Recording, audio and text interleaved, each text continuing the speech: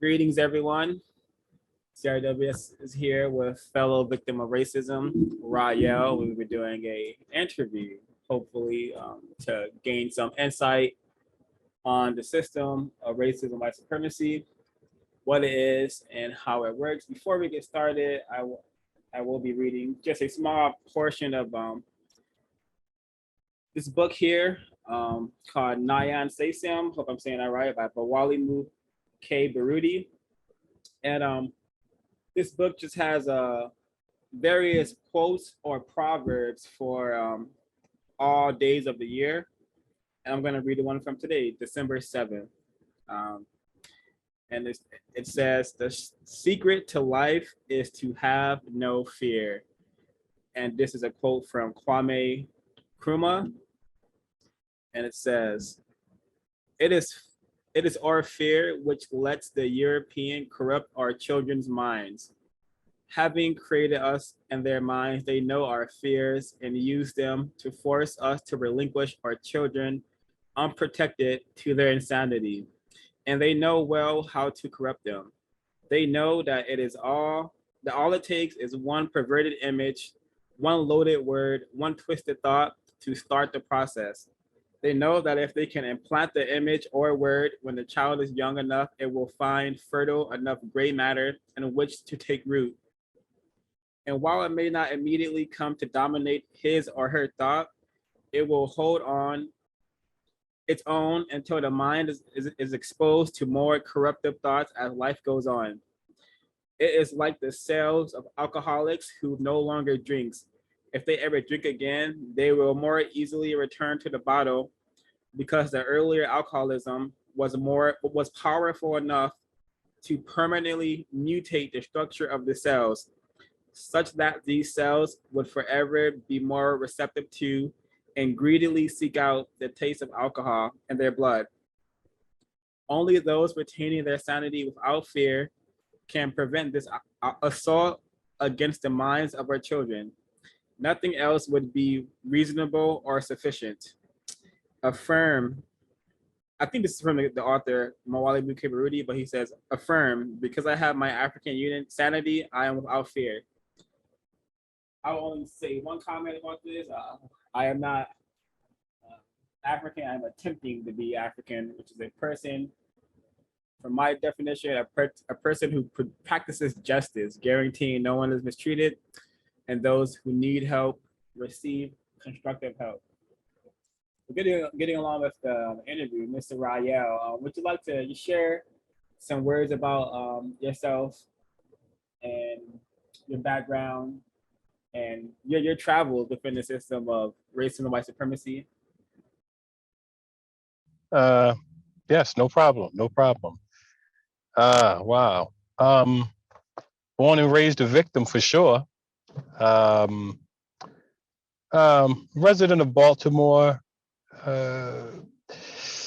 Seen a lot of changes coming up. I think for me, Mr.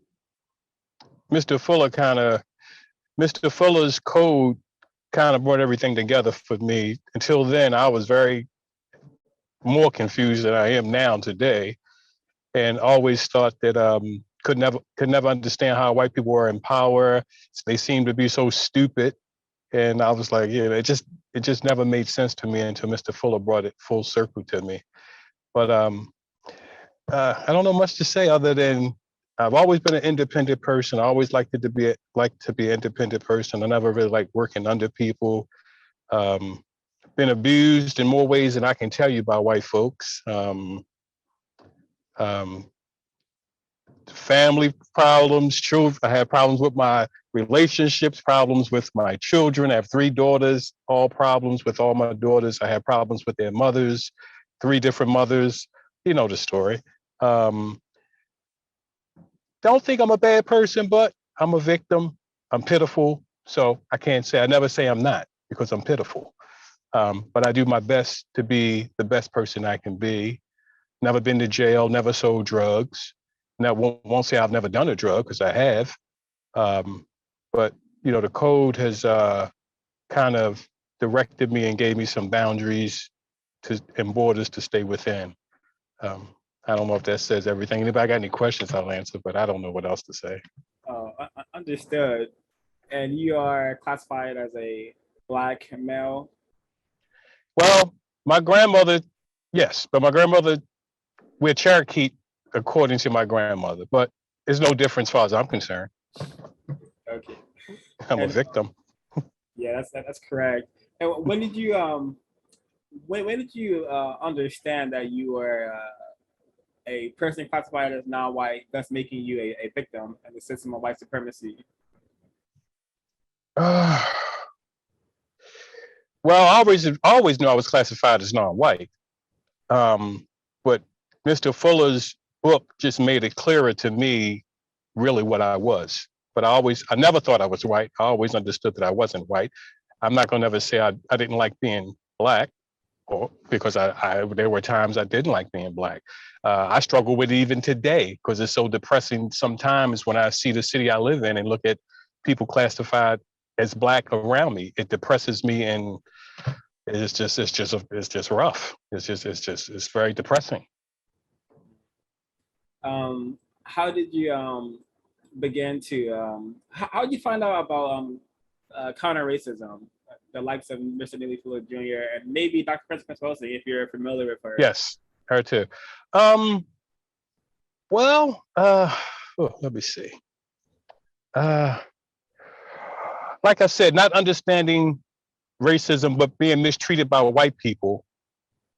I always wanted something better. I've always had a self.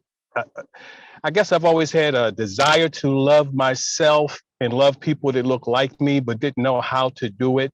And I think Malcolm X, reading the biography of Malcolm X early in my life, then getting away from that, and then being mistreated by white people, then going back to more of Black cultural books. I met Kwame Ture. I guess being so mistreated by white people, I think I gravitated to Black people because I grew up in the I'm sick. I was born in '64, so I grew up at a time where there were Black stores. Everything was Black when I grew up. It wasn't like now. There's all Latino and this, that, and the third. I grew up before crack and all of that, so I always had a comfort with being with Black people, but I guess because of racism, I just was confused about it. So I was always drawn to anything that's Black, and I guess like I say, reading Malcolm, and then I came across Mr. Fuller on YouTube and Francis. Chris, you know the name. Yeah, Yes, I'm nervous right now. Excuse me. And then I came across her on YouTube, and it's just, I guess when you're starving for knowledge and you're ignorant and you're pitiful or ignorant, however you want to call it, I guess I just started just wanting more and more and more. And then, that gave me a little more knowledge of self, knowledge of what's going on. And that's what brought me this direction. I definitely appreciate that answer. I think it's Black self-respect for a Black male who is seeking, understanding and knowledge as it relates to what's going on this planet. Why are people classified as Black in their pitiful state, and why is the mistreatment occurring from those who classify themselves as white? So you mentioned that you've been mistreated multiple times already. Yes. By white people. Can you share some incidents on what occurred? And Sure. if you can, feel free to name names. Okay. Well, let me see. Man, there's so many times it happens, you almost forget about them. I've been. Go ahead. Maybe we could discuss something, maybe an incident in area 1, economics, and area 8, sex, and area I think it's 5, labor. Okay, I can do economics, which pay. I know I was underpaid. I used to work. I was an apprentice at this electrical company. I can't remember the name of it. Me and this young white guy, we were both apprentices with the same background. We didn't know anything about the electrical field we were in, or electric field we were in. So we were there as apprentices, and I got him to tell me what he made, and I told him what I made, and it came to find out he made 50. I think I made $6. He made 650, and but he wasn't supposed to tell me that. And I went to the foreman and said, "Hey, why is this guy making more than me? And we're here at the same capacity doing the same thing." And the foreman went off and was like, "I can't believe you guys are discussing pay." So that was the first thing to let me know I'm not, people of color are not going to get paid the same as white people. That's not going to happen. So that's one instance I can tell you for sure.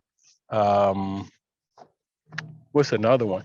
I can give you an instance with my ex-wife. One time she was getting security bars put on her windows, and the contractor, which was a white guy, was put them on wrong.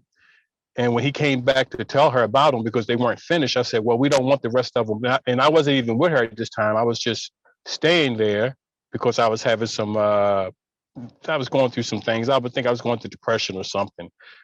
And I was staying with her, but I was working, but I was staying with her. And the guy was putting the windows in, and they were wrong. And I tried to support her and told the guy, "Look, no, we don't want you to put no more windows in and just get out and everything."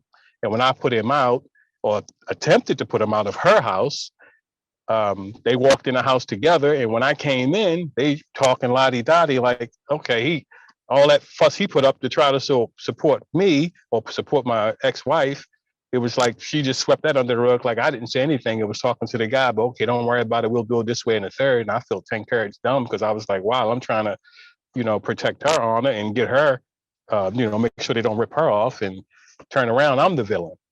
So that kind of let me know right there that when it comes to me against a white person, even with certain people of color, I'm going to lose that battle every time, or at least I lost at that time. So that let me know that there too.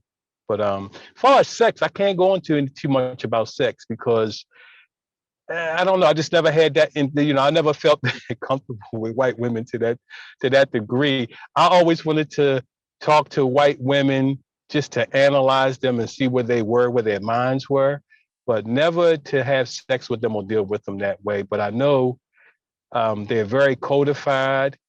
They're the X factor in racism. I think they're the missing link in this racist code that's out here that a lot of people are missing, is the white woman. Because I worked for this electric company one time and I made a delivery.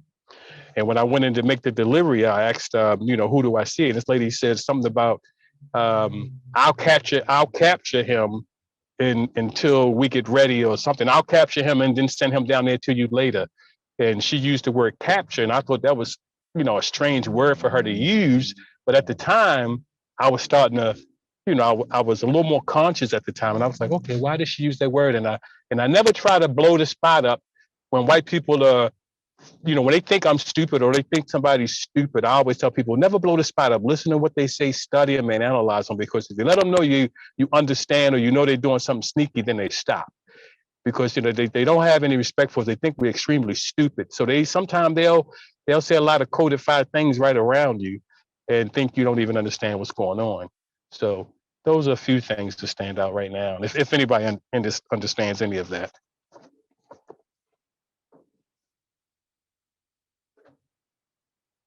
I certainly do. So you mentioned that in our correspondence that you have been to 48 of the so-called states. Yes.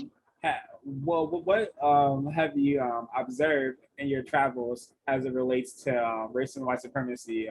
Like, do you see Black people in a really incorrect position of being very, very confused about the problem, no matter what state you've traveled? Absolutely. One of the biggest things I see, and I travel globally a little bit, and I see this even globally.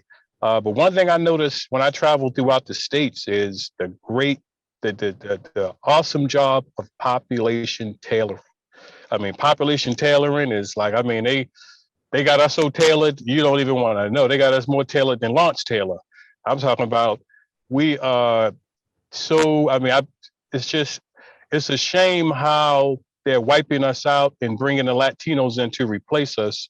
And I guess, and I can't blame them because they have them in a victim status too, where they're so oppressed in their own countries, and then they bring them here. And I guess this is like the promised land of them. So they step right over top of us and come right in. But what I've noticed in all 48 is just a great deal of population tailoring and the many faces and how diverse racism is in every state. It's like every state has its own formula, a little twist to that recipe of racism in each state. And please elaborate on what sort of population tailoring have you observed? Okay. I'll start where I reside right now, but I just moved to North Carolina, but I'm in Baltimore now. Grew up in Baltimore. Like I said, when I grew up, there were Black neighborhoods, Black stores. Everything was Black. Everybody I went to was Black. And now everywhere you go, it's Hispanic. There's nothing Black anymore. I mean, the people that cut the grass. If you hire somebody on Angie's List to do any work for you, it's a Latino person. I mean, they're in the Black communities. They own all the corner stores. The Asians only hire Latinos. The people classified as Asian only hire Latinos. The people classified as Jews only hire Latinos. It's like people don't even want to hire Black people anymore.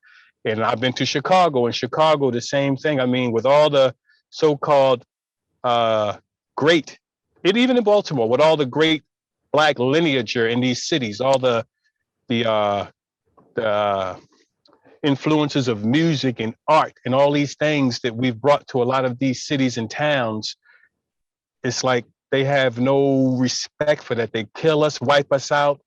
And I was in Chicago, and it's so bad in Chicago. I mean, it's homeless people, Black homeless people everywhere in Chicago. And then you see a big poster of Bo Diddley and all those guys on the buildings, tall as you can see.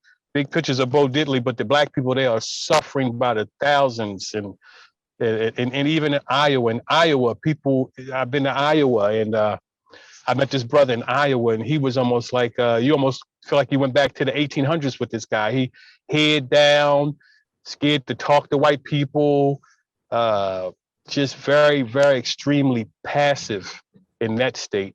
But it's just, I don't know. It's almost hard to explain the different variations of how they deal with people in different states. Just like I'm sure where everybody's from, the racism here, it's the same, but it's like I say, it has little nuances to it, as far as I can tell. Wow, yeah, that is very expected. I think that's Yes. part of their refining of the system, just keeping people classified as Black at the bottom, on the move with the racial dislocation. Right. And yeah, yes. yeah, that's something I observed as well growing up in the area of the world known as South Central. Yeah, it was mostly so-called Latinos, so-called Mexicans. But as I got older, like the block I dwelled on eventually became mostly people who are not Black. The Blacks were pushed out or killed out. And I think that's yeah, I didn't know it was going on. I didn't imagine it was going on in the so-called South. That is really telling, really telling. And you mentioned that you've done some work with John Hopkins. You've observed some research going on in the medical field. Is that correct? Yes. Well, yeah. My daughter works with John Hopkins, and my ex-wife used to work for John Hopkins, and John Hopkins is known for research. That's what they butter their bread on, research. And in the 80s or 90s, I'm not quite sure. I would probably say late 80s, early 90s, they had something called Norplant. Norplant was a drug they put in Black women, put these stents in their arms, and it would keep them from being pregnant for 5 years. It lasts for 5 years. So that's part of the experimental stuff they did here in Baltimore alone. And I know when I was young, I remember as a child going in to see the nurse, a white nurse, and I guess I don't know what she was doing to me, but I know she pinched my ear real hard and pinched my arm. I didn't scream or do anything. I don't know if she was testing me for pain. I don't know what she was doing. And also, when I took my daughter to get an aptitude test at the school, uh, at a school here in Baltimore, the white person had the nerve to say to me, no, not to me, her mother. Mother told me this actually, that she seems to be intelligent. She seems to be intelligent, like that was almost a problem. So John Hopkins has a long history of experimenting on people, especially Black people here. I remember when I came up, my grandparents said, whatever hospital you go to, don't go to John Hopkins. If you go in, you might not come back out. So you can believe being in a city like Baltimore, like here, they talk about Michigan with the water. I had a humidifier at my ex-wife's house, and because I used to, use humidifier at night because the air was so dry in the wintertime. And when I opened it up to clean it, and you want to talk about some nasty stuff inside a humidifier, man, it was nasty. And I certainly believe every Black city, every city in the country where Black people populate, I think we're all being slowly poisoned for sure. I would be surprised if we weren't. So I put a filter on her water system, but I don't know how much that'll work or what it'll do because I don't know what's in the water. But man, yeah, this is some nasty stuff going on here in Baltimore for sure. Wow. What were you able to understand like the chemical warfare taking place when you were more confused, or did you begin to connect the dots when you had the understanding that we were in a system of white supremacy racism? I understood it better when I started coming to the realization that we're in a system of white supremacy racism. Other than that, I was ignorant and probably helping poison myself and probably verbally or just, poisoning others, not selling drugs, but I'm sure I wasn't saying anything constructive to anybody to help anything. So no, I was completely ignorant, pitiful at the time. Uh, yeah, I suspect the chemical warfare is taking place where in our areas where Black people are placed to so-called to exist. For sure, there's an Right. excellent broadcast. Are you familiar with the context of white supremacy? Um, The would you radio mean show?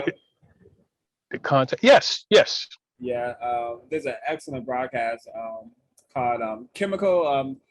I forget the name of it, but I'll send you it. I'm also gonna post it on the YouTube channel because it's from like I think almost 10 years ago. But the information would seem like he's talking about today, right now. And from what you said, it definitely um, looks that way.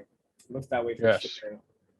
Let me see. So I know we kind of talked about Area 8 a little, but I have this question on my list, so I'm just gonna go ahead and ask it. Have you ever been raped by a white woman? No. Excellent Black self-respect right there.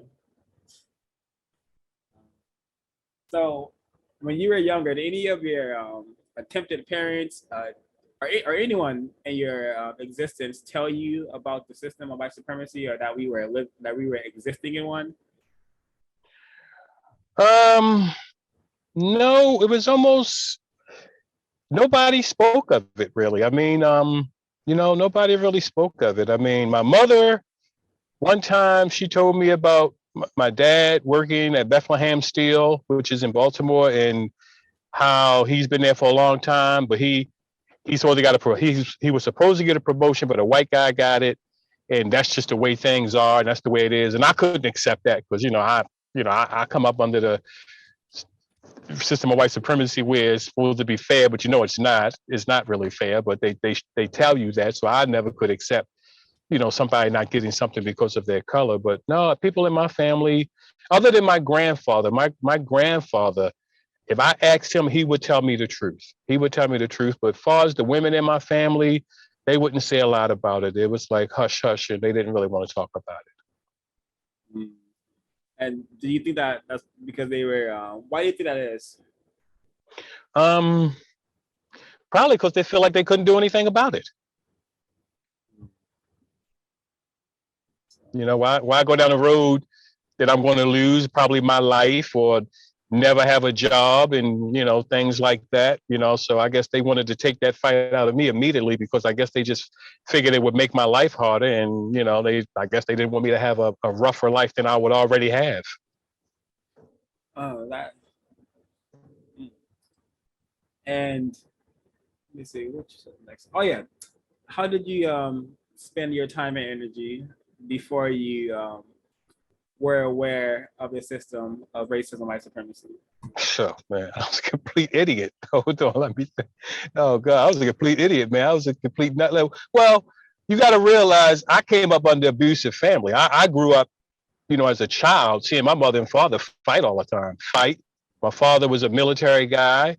He drank. Well, excuse me, my attempted father, because you know, I'm usually codified, but I'm usually the most codified person I'm around. So I think being in this group will help me have a better understanding of being codified and being checked, so I can stay codified. But anyways, I'll correct myself as much as I can.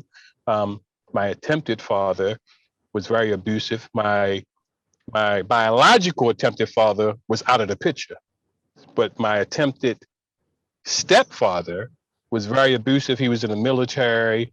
He was a very light-skinned black person. So I can't even tell you what he went through and what his psyche was about. I just know he was very abusive. I came up watching my parents fight a lot. And as I got old, what was the question again? How were you spending your time and energy when you were Right, more confused? right. There you go. I'm getting to that. Okay, so like I want to give you this so you can understand it. So yes. So like I said, I came up in a very abusive family, watching my parents fight a lot, drink a lot, do a lot of drugs. And even as I got older, my father, like I said, he was very abusive. He used to beat me in my sleep. If I did something wrong, he would beat me in my sleep. I would wake up to a beating. I would wake up not even know what's going on, getting beat. So um, that wasn't good. So I wasn't abusive to others physically, not like that, but I was very non-constructive, always chasing women, you know, thought with my penis, always chasing women, always laughing and joking, doing nothing of constructive value, nothing, 0.0 of anything of constructive value, and just was very just extremely pitiful. That's how I spent most of my time coming up, honestly. When you say chasing women, I'm assuming you mean chasing black females. Yes, excuse me. Thank you. Yes, chasing black females. Yes, thank you. Yeah, and like what you're sharing about your victim unit is why is why black people cannot correctly say that we have families, because families are not supposed to Right. behave in that manner. That is very terroristic. And Absolutely. did your victim mother attempt to get your attempted stepfather from assaulting you? Well, no, because he used to assault her.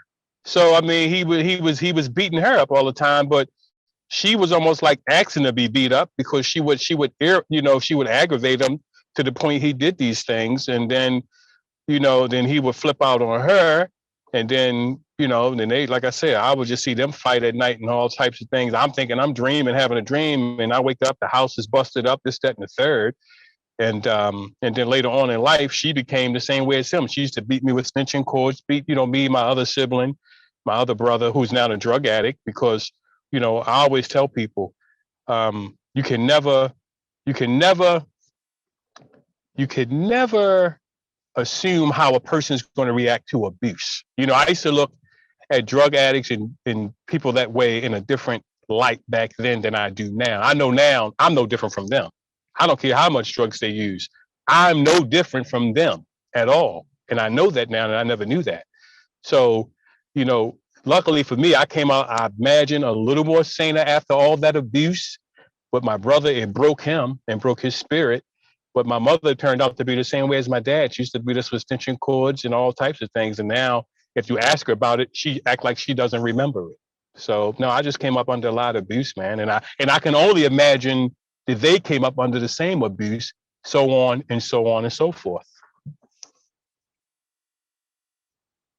Trauma and terrorism is that's something that I have learned that most Black people have a familiar history with being traumatized Yes. and being terrorized by white people and non-white people, Right. tragically.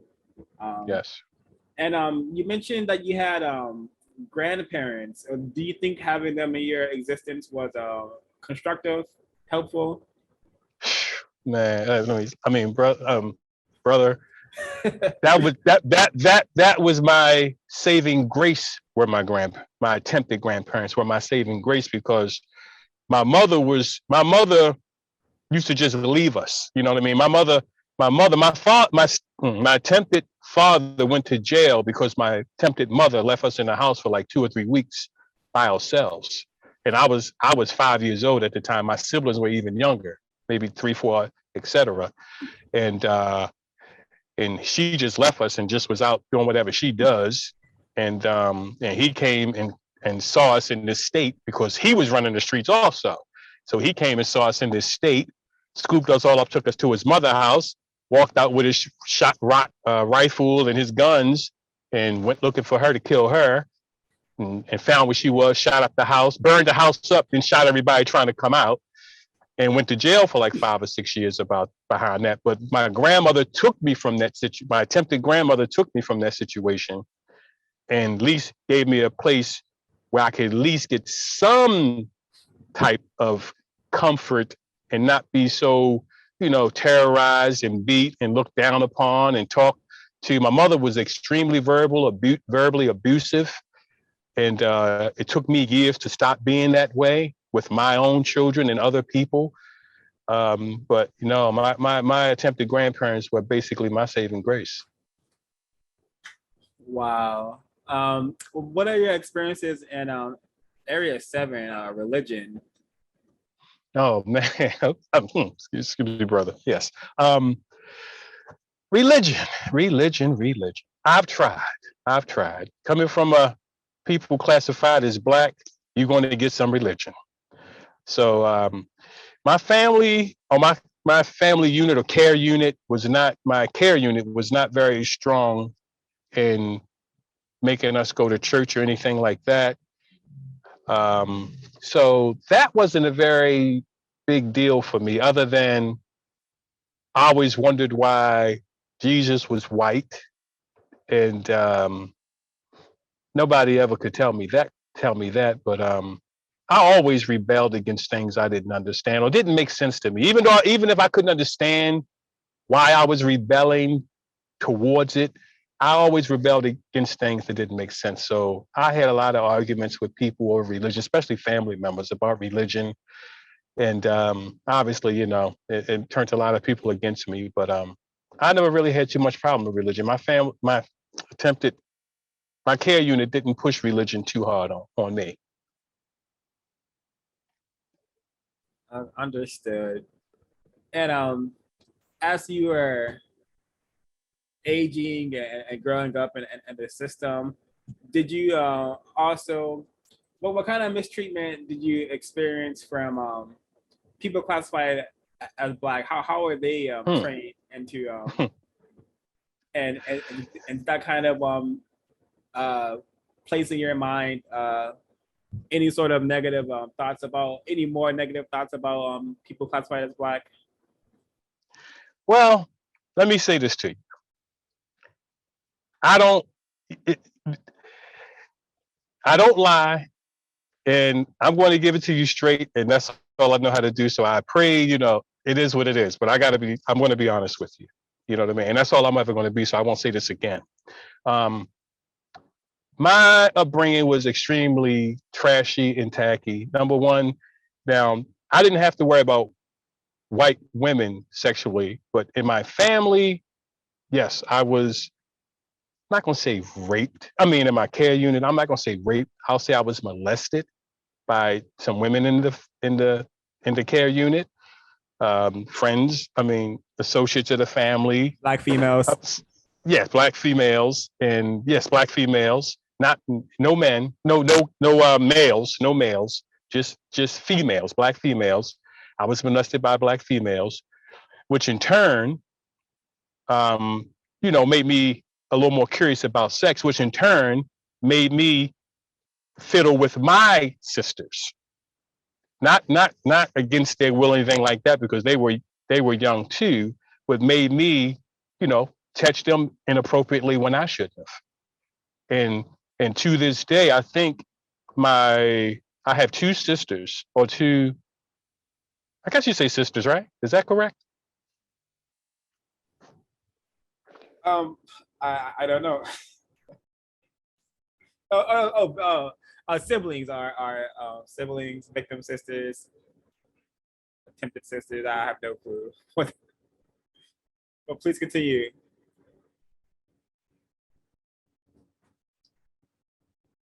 Can can I be heard? Can I be heard? Yes, you can be heard. All right. I believe Rahyel muted his mic. Oh, Rahyel, you may have muted your mic by To accident. speak. Oh, there we go. Is that better? Yeah, the last thing I heard was you asked a question of what to call your sisters. Right. Now, did you hear the part about me being molested by my Black females in your care unit? Yes. Yes. Okay, which made me, I guess I would say, molest my sisters at a young age. You know what I mean? When I was younger, probably 10, 12, 13, I touched them inappropriately. You know what I mean? So that's something that I believe is very tragic, and something that I have to live with to this day, that it's like I almost can't get that out of my head. I mean, I've apologized to them for it. I don't know how well I apologized to one sister. The other sister, I don't think accepts it. So I don't know what to do. I can't go back in time. I didn't mean to do it. I was very ignorant and pitiful at the time. I was, like I said, I was a child. It wasn't like I was 20, 30, 18, 19. I was, 12, 13, etc. But I still did it nevertheless, because that's a behavior that was being done to me. So those things strain relationships in my family, strange relationships. And I would like to sit down and talk about it, but I notice a lot of people classified as Black really don't like to have constructive conversations. I think a lot of us, or Black people, like to hold on to grudges for whatever reasons. I don't know. So that's what I'll say about that. Wow, I have also observed that, and this is one of the many reasons why I say you don't have to die to go to hell. Right. We are all living in it, and it's called I agree. System of White Supremacy. I agree. This is totally incorrect, but this is what the system produces. This is what it encourages. I wow. And were you able to pinpoint any more behaviors that you being I'm just gonna say sexually assaulted by the Black females in your care, mate, or were there any other behaviors that you think that mistreatment produced in you? I think it made me very sexual. It made me just not care about anything. Like sex was the most important thing to me as a young person coming up, as a young teenager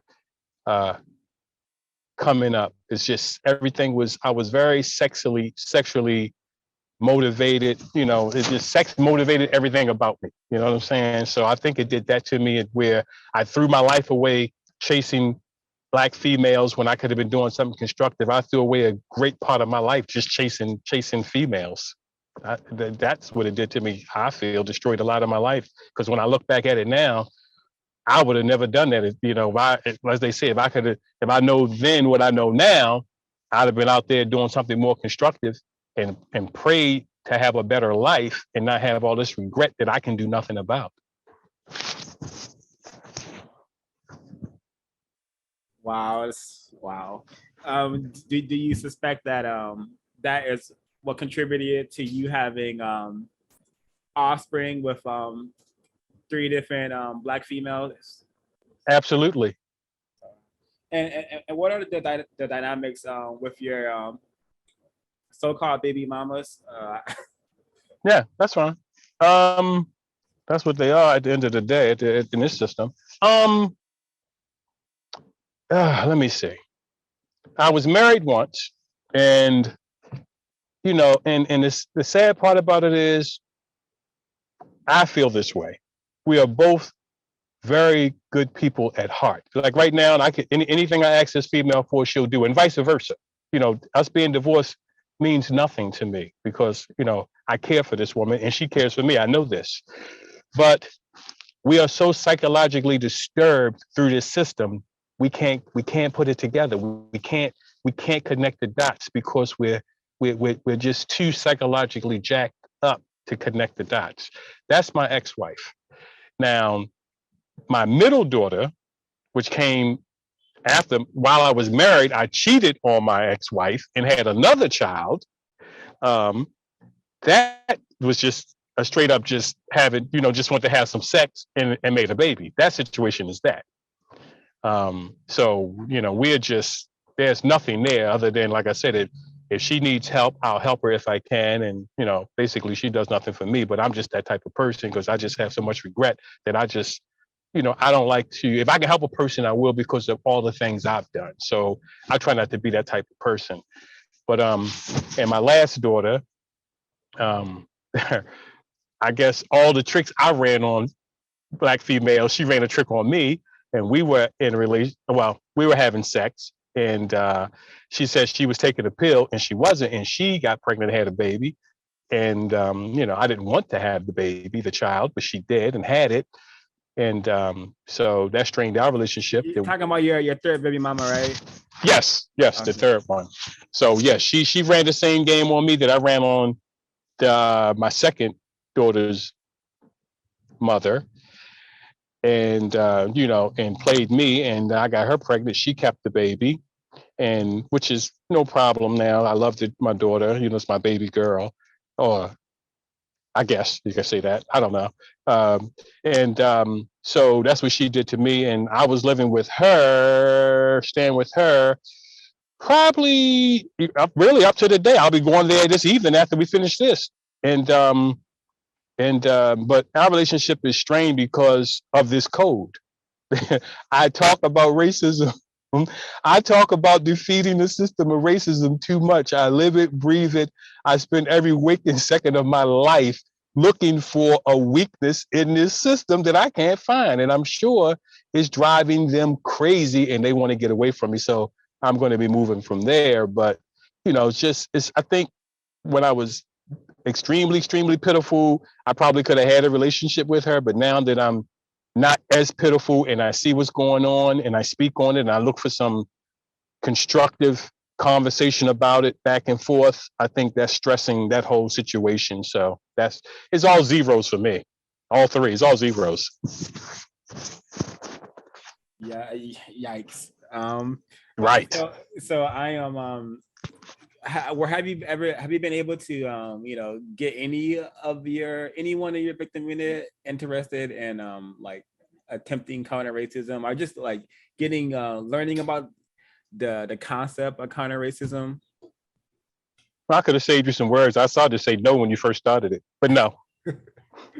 Wow.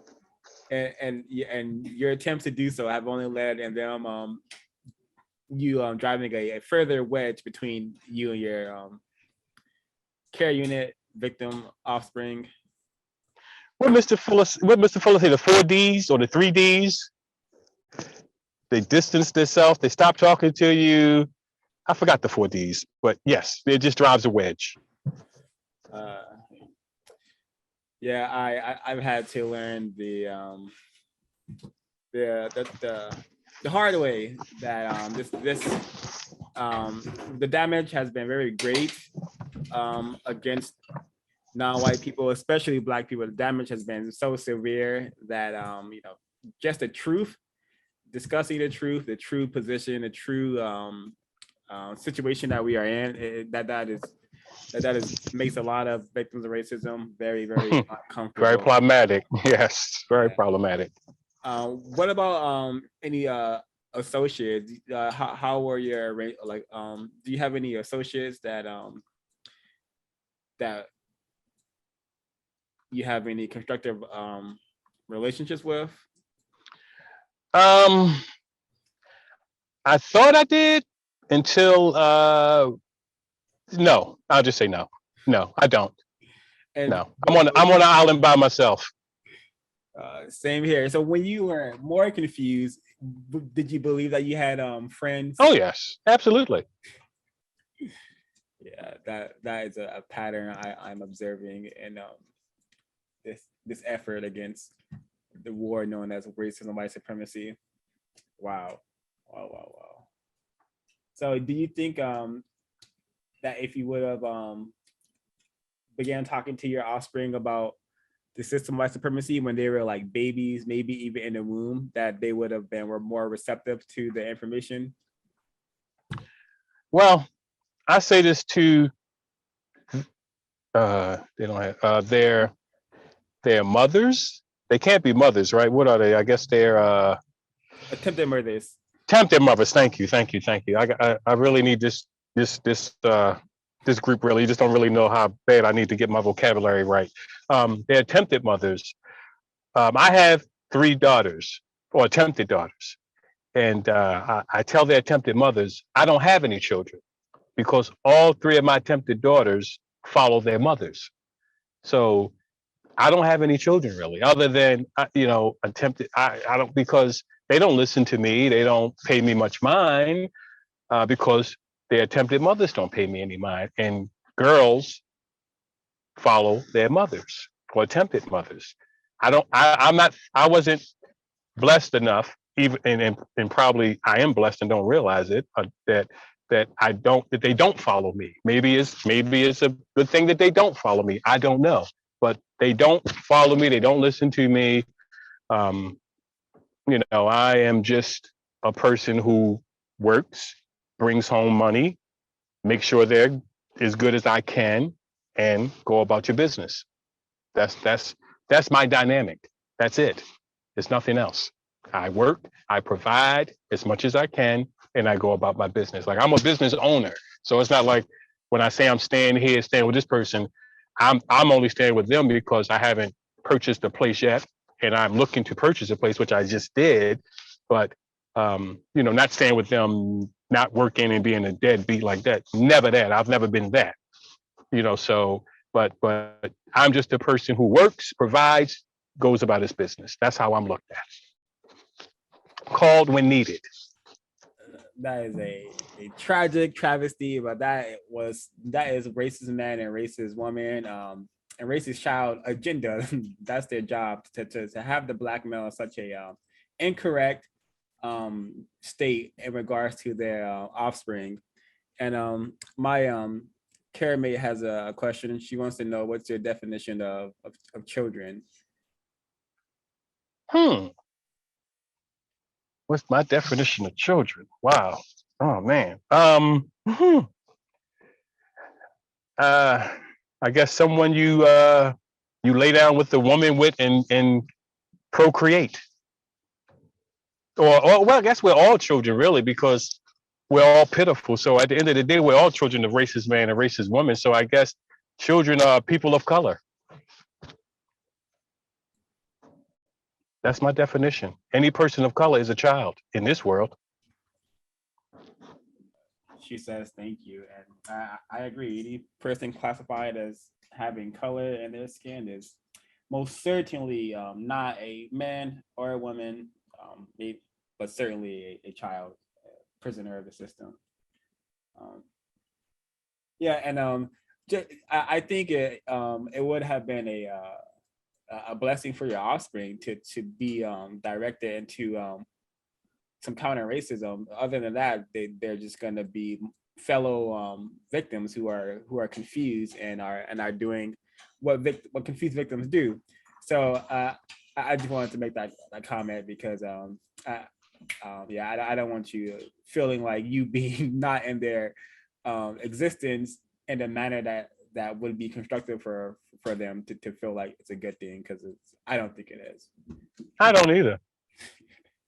I really don't. But unfortunately, that's the setup we're in. There's so much subliminal stuff out here that, like I said, racist man and racist woman is in my house or my dwelling or whatever you want to call it. They're there. They have more authority in my dwelling than I do. Correct. And what do you think it was that caused your offspring to? Do you think they were exposed to too much TV?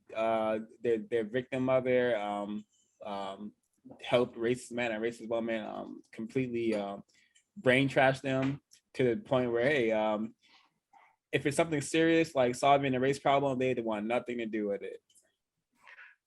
Well, I feel this way about it.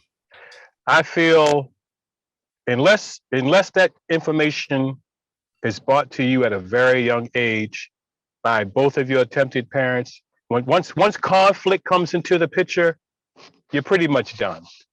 Once confusion comes in, you're done. So if your attempted father and attempted mother aren't on the same accord, you're leaving the opening for racist man and racist woman, and that's how it's set up. I mean, you got the majority people walking to the left, and you're the only one walking to the right. That's where most children are going to go. Children are like water; they take the path of least resistance. Wow, very well said. Thank you. What do you do to maintain your mental and physical health? Well, you've been through Yes. A lot, to say the least. Yes, I have. Fortunate for me, I'm a truck driver, so I spend a lot of time on the road by myself. So I'm thinking all the time. I meditate a lot. I know what time it is. I'm as hellish as this place is. As hellish as this place is, I consider myself mildly fortunate because I know people who have a worse hell than me.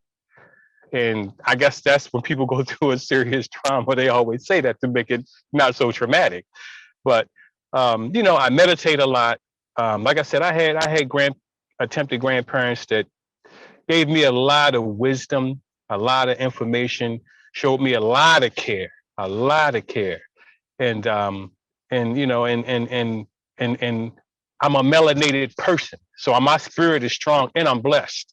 At the end of the day, I'm melanated, so I'm made to be here. I'm designed to be here. You know what I'm saying? So I tap into all of those things.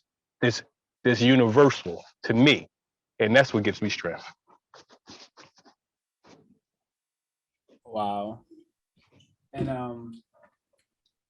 so I think you covered the mental health, but is there anything that you do to sustain and maintain your physical health? Oh yes. I walk. I do a lot of walking. I do some push-ups every now and again. Right now, I am so busy. I have. Like I said, I just bought a couple of acres of land in North Carolina. I just bought a farm in North Carolina.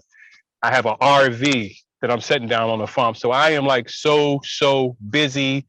That keeps me physically healthy because like I work 24/7 for the most part. I rarely get, like now I'm taking off. I just got finished driving today. I won't go back till Monday. I'm fortunate enough I set my own somewhat schedule of work. But I'm a very busy person when it comes to a lot of things. So I don't really have time for the gym and stuff too much because I'm too busy working. Excellent. I think that's a great example of Black self-respect.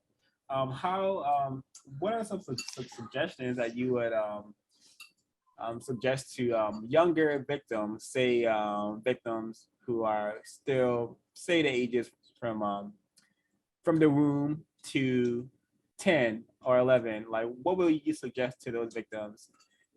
And becoming as constructive as you managed to become in your existence? Well,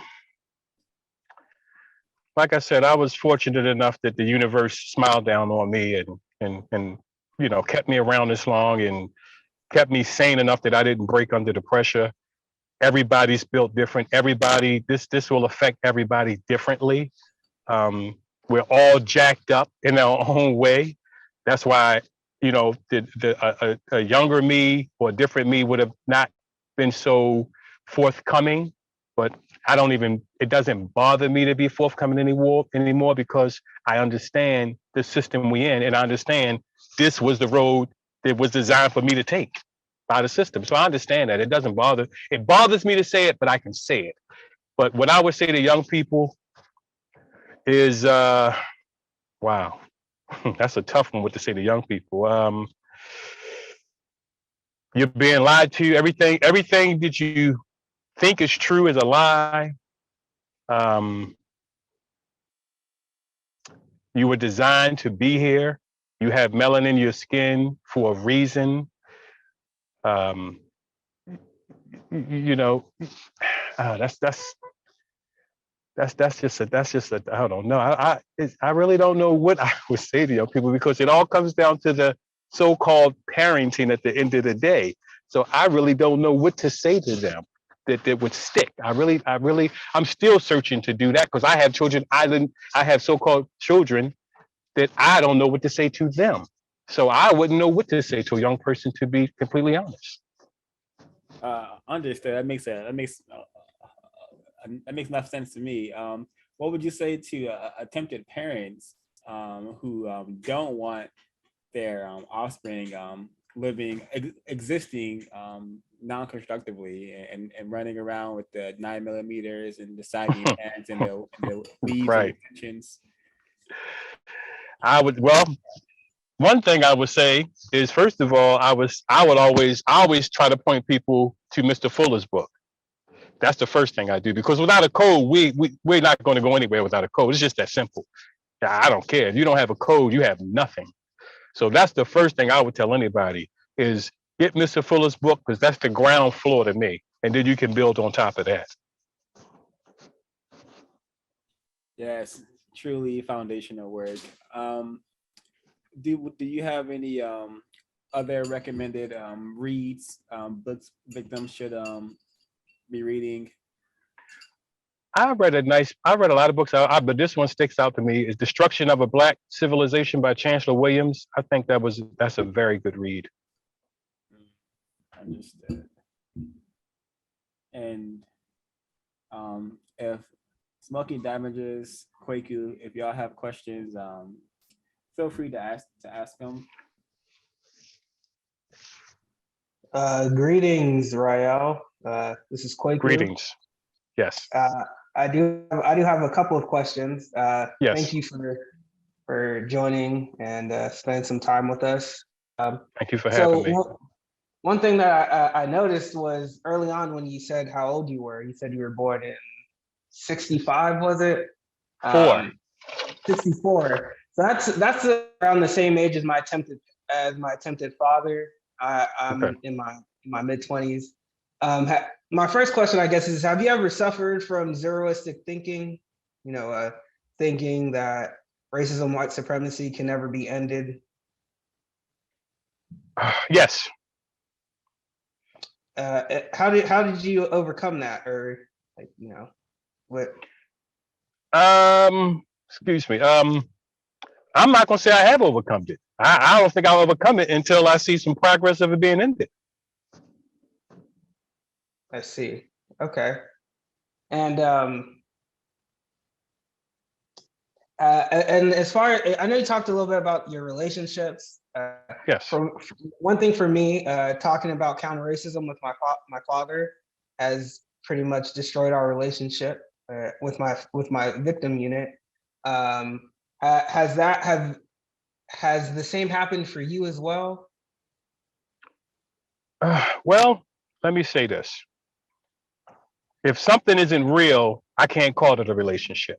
If it's not real, it's not a relationship to start with for me. So I can't say something's been destroyed that has never really existed. So only thing I've done is just back off and not play the. I say enough to keep peace, and I don't say too much to keep peace. Does that answer your question? Yes, it does. Yeah. Those are my questions for now. Okay, Thank you. no problem.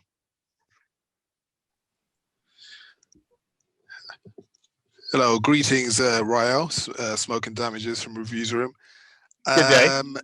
Hello, if a non-white person asks you what racism is, how do you describe it?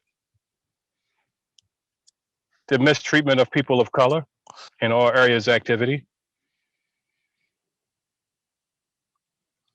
Okay, and when actually, let me go to this question. Why do you think white supremacists practice racism, white supremacy? I would have to agree with Mr. Fuller for personal gain and fun. And just to watch people, I guess they get off watching people suffer. That's all I could see. They just get off watching people. They're bloodthirsty people. They have a bloodlust, and they just wicked people that I don't want to get, it boils my blood to think about them, but they're just wicked people. They have a bloodlust and they just evil. And I guess for personal gain and entertainment to them. Okay, and when you use the phrase people of color and non-white people, do you use them interchangeably, and do you think they mean the same thing? Non-white people and people of color, yes, I do think they mean the same thing. Okay, so why do you use different phrases? Because I'm still working on being codified, because like I said, you're the only people I've talked to in a codified manner. Other than talking to this group is only in my head. I don't even get to say these words out of my mouth. So that's why I'm so scrambled and jumbled up, because in my mind it's all there. Because like I said, I'm a truck driver, so I basically just think and talk to myself all day, but I never have a chance to exercise what I learned with actual people. So that's why that's why this group, I don't join a lot of groups. When I came up, I was in, I can't even name how many so-called Black organizations I've been in my life. I can't even count them. You know what I mean? And it's just like, I've seen the hypocrisy in every one of them. And it just made me get away from all of it. And I became a loner until Mr. Fuller's book, and I was still a loner. I had a group in Baltimore for a little while that didn't work out. It was a counter-racist group. And like I said, I don't get to practice this with anybody. It's just like I'm learning Spanish, but I can't speak it, because when I speak it to myself, as soon as I get in front of a person to speak Spanish, I lose everything. So you're going to notice with me, you may have to correct me for a while, and I pray that you bear with me and do that. But it's just practice makes perfect, and I need this practice. I completely agree. We're all definitely still learning, and still learning myself. I try and being codified is something that I battle with every single day. To be honest with you, getting my words correct, etc., using the correct terminology, or what I consider to be the correct terminology, etc. It's a very, very difficult thing. So if let me see. If a non-white person says that they are not a victim, what's your usual response? I mean, if you're talking to another non-white person about racism, white supremacy, and they say, I'm not a victim, what's your usual response? And I mean, before you answer, I was actually just thinking about that in terms of being codified with other non-white people. Do you usually find it difficult? I find it very difficult to stay on code with other non-white people, as in not arguing, not name calling, etc. Do you usually find that as well? Well, I used to argue a lot. But now if a non-white person said he's not a victim, I'll just say, okay.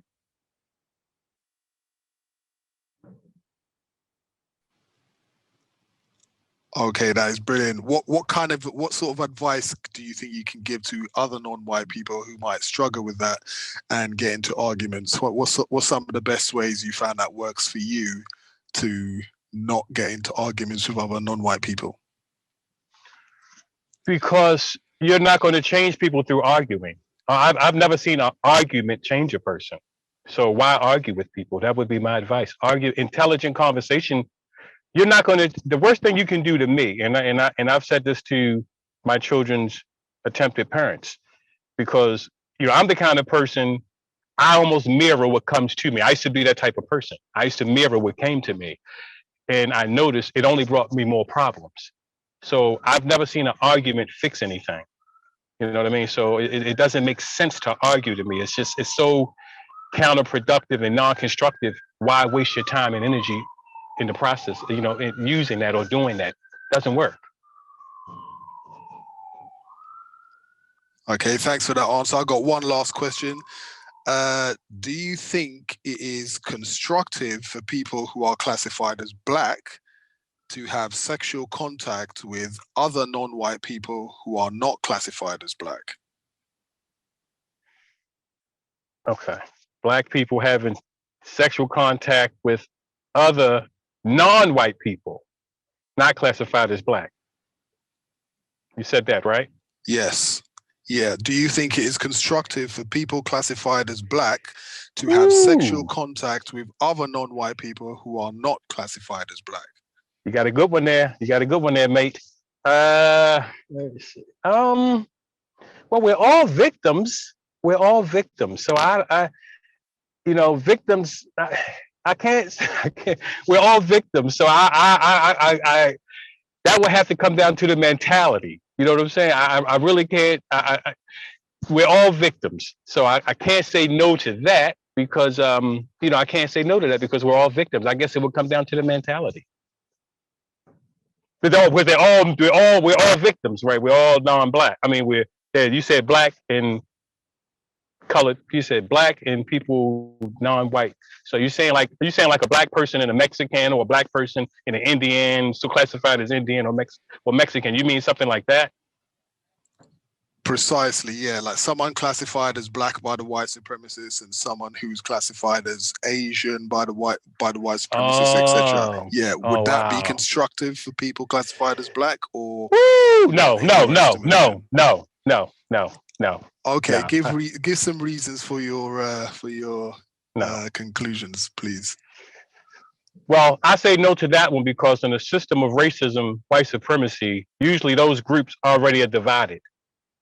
I've met Asian people and Latino people that are extremely bigoted. And the last thing, as a matter of fact, my ex-wife grandmother didn't like me because I was too dark. So no, I don't think so, because until racism is kind of cleared up, I think the bigotry between the different ethnicities of people is still, I feel, to me, it's still a problem. The different ethnicities is still a problem because we're so pitiful as colored people. I think it still would be a problem myself because of just the strong bigotry and just how powerful racism is. I see it that way. Okay, that was going to be my last question, I guess. Just a quick clear up or clarification. When you say bigotry, are you talking about anti-Blackness? Like between yes. I'm talking about the shades, like the shades of Black. Black comes in different shades. Right. Okay. Thanks. That's my last question. Thanks for answering my questions. Not a problem.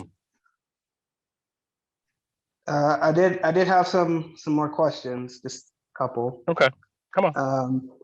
So I want to know: do you believe racism, white supremacy is to blame for the tragic arrangement on the planet? Absolutely. Perfect. What do you believe is the greatest truth Black people need to realize in order to improve our condition?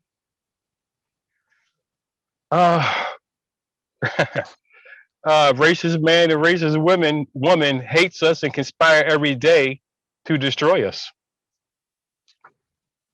Let's see. Okay, and this one's kind of following the segment when you were talking about the tragic activities that happened as a youth when you were molesting your your Yes. sister. Yes. Do you still blame yourself for that, or do you blame yourself for that happening? Well, I say it like this. I don't blame myself, but I have to live with it. So Mhm. if I don't blame myself or not, it doesn't matter to me. I did it. I have to live with it. Does that answer your question? Yes, it does. Okay. And who is more confused about racism? Non-white people or white people? Well, white people aren't confused at all. Non-white people, non-white people are extremely confused. White people aren't confused. Not the ones I know. Let's see. Okay. And that, let me see if I have another one. Yeah. Well, Go while ahead. you're prepping your next question, I just wanted to interject. Non-white people are not living; we simply are existing. Yes. I just had to throw that in there. Kwaku? Thank you. That was the last of my questions. So thank you, Rahyel. Greatly appreciate it. Not a problem. All right. If I could just get Oh, yeah, one. go ahead, go Okay, ahead. no, go. Come on. No. Let's Okay. go. Go ahead, smoke it down. All right. Look, I'm exercising demons right now. Thank you. Okay. Before when you mentioned that, I think you called the contraceptive drug, was it Norplan or something? The one that they were Norplant, yes, introducing? sir. Norplant, Norplan. yes. Right. Okay. Yes. Do you think Yes. that this contraceptive drug, etc., was specifically targeted towards Black females rather than other non-white females? Absolutely. I read a study Okay, that it please. was.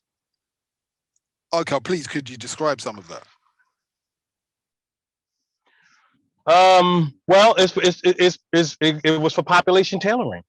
That's what it did. I mean, like I said, John Hopkins is the research. They're the biggest organization when it comes to world research. It's John Hopkins. That's what they do, and they've experimented on Black people in the city of Baltimore in more ways than I can tell you. But I know Norplant. It was a document I read years ago that it was specifically targeted for population tailoring. And if you come to this city now, you got more vacant communities. Is nobody here. It's a ghost town. Places, avenues and boulevards where people of color used to walk up and down every day. It's an absolute ghost town right now. So, the proof is in the pudding. Okay, thanks. That was my last question. Kwaku again. I wanted to ask another thing, because you mentioned earlier how you were living in Baltimore before Yes. before the crack Yes. epidemic. Yes. If you could you discuss some some of those things and what it was like before and then when crack was introduced and then kind of afterwards? That's something I've Okay. always been interested in. I can explain the best way I can. Before crack was introduced, like I said, I grew up in all Black community. The store owner was Black. The bagger was Black. I mean, we went to supermarkets, there were white people there, but everybody else was in there was Black, working there was Black. You could walk at night. My grandparents, my attempted grandparents, we never locked the door. Never locked the door. Never locked the door. Didn't know what a locked door was. You could play all night out on the corner and have a good time. We had Afro Clean Block where we had communities that kept the blocks clean. They hung banners across the neighborhood to show that this block is cleaner than this block, and then this block was working on being clean the next time. And we I ain't gonna say we battled that way, but that's the kind of competitions and things we used to do when I was young. You know what I mean? We wanted to see who could have the best looking block, who could have the most lights up at Christmas. As non-constructive as that is, that's better than what's going on right now, as non-constructive as it is. So now, and when crack came in, I mean, you had guys out here selling drugs to their mother, their uncle, their cousin, their sister, their brother, shooting each other for money. You couldn't go anywhere anymore to have a good time because, the drug dealers were everywhere. They wanted to be treated a certain type of way. And if you didn't treat them a certain type of way, that was a problem. I mean, it made children, it had more children being left alone at home, children out begging, more people standing on the corner begging. I don't know. It's just, like I said, I'm not a very good explainer, but that's about as best as I can do with it. I see. Thank you. Why do you think crack why Black people fell victim to crack? Like, it seems like Black people suffered the most from the crack epidemic. Why was that? By design by racist man and racist woman. It was designed for Black people. If you design something for them, design something for us, we want to fall victim to it. We're extremely pitiful. What do we know? We're in the situation we're in right now because we're trusting racist man and racist woman. That's why we are what we are, because too many of us trust them.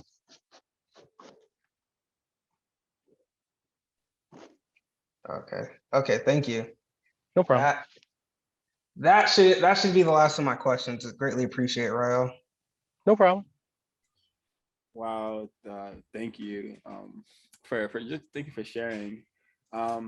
This is from my cellmate, and she asked, "Can you give an example of when your offspring has experienced a racist attack by a white person or mistreatment by a non-white person? What did you do to assist them, and how would you act differently now?" Okay.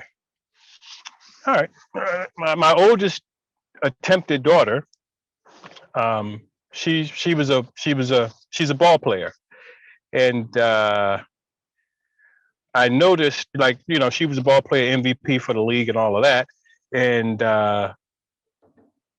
they stood because she played with a lot of white children, because we lived in a area that was predominantly white, because obviously as a person of color, you got to go sleep with the enemies. If you want anything, you got to go sleep with the enemy. You can't sleep with people of color. You can't be around the people of color and have any gain in this world, educational or work or anything else. You got to go hang out with the enemy to get anything. So that's what we did.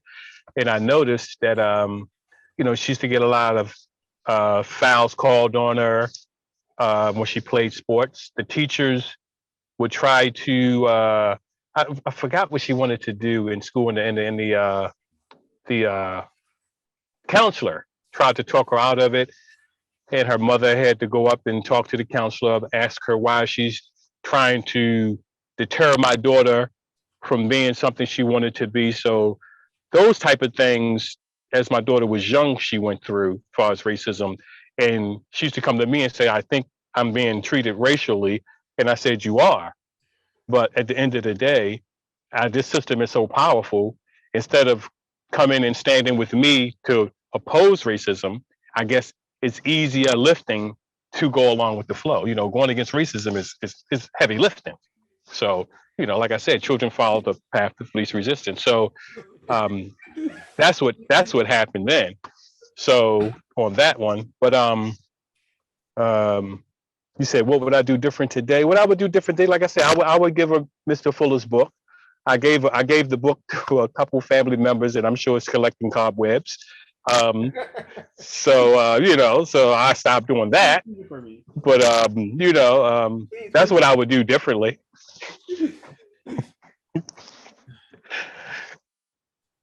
Wow. Yeah. From what I've heard from other victims who give the book to other victims, it usually goes collects dust. I think you need to go collect those books back from right, and give it to a victim who will actually attempt to read it and practice the information. Absolutely. Because I tragically convinced my victim mother to get the books. And it's been sitting over here unread, tragically, the word guide as well. So yeah, it's just really, really tragic. Do you view white people as suspected racists?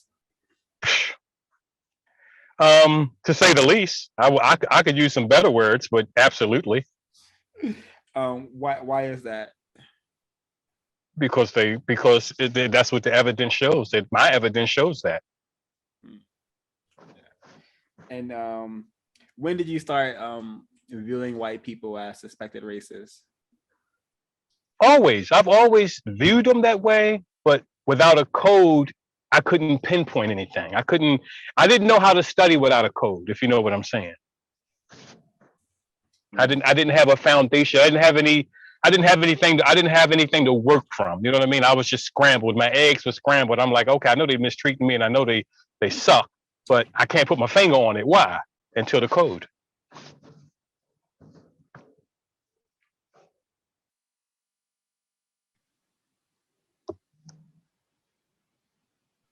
Oh, Five, you're muted.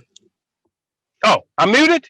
Oh no, I was talking. I was waiting. I saw Oh. Smoky Damages on mute, so I was. Oh, you muted. Oh, okay. You wait for me. Okay. Yeah. Just something a little more like topical, I guess, or current events.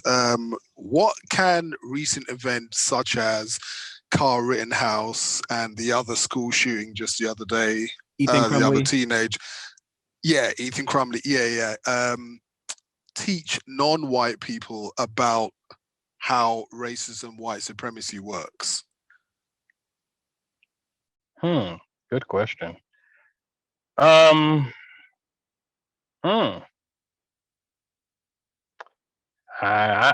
feel it could show that if you're white, you get away with murder. If you're white, you can get away with murder. I think that's what it shows, and that's how it works. I completely agree.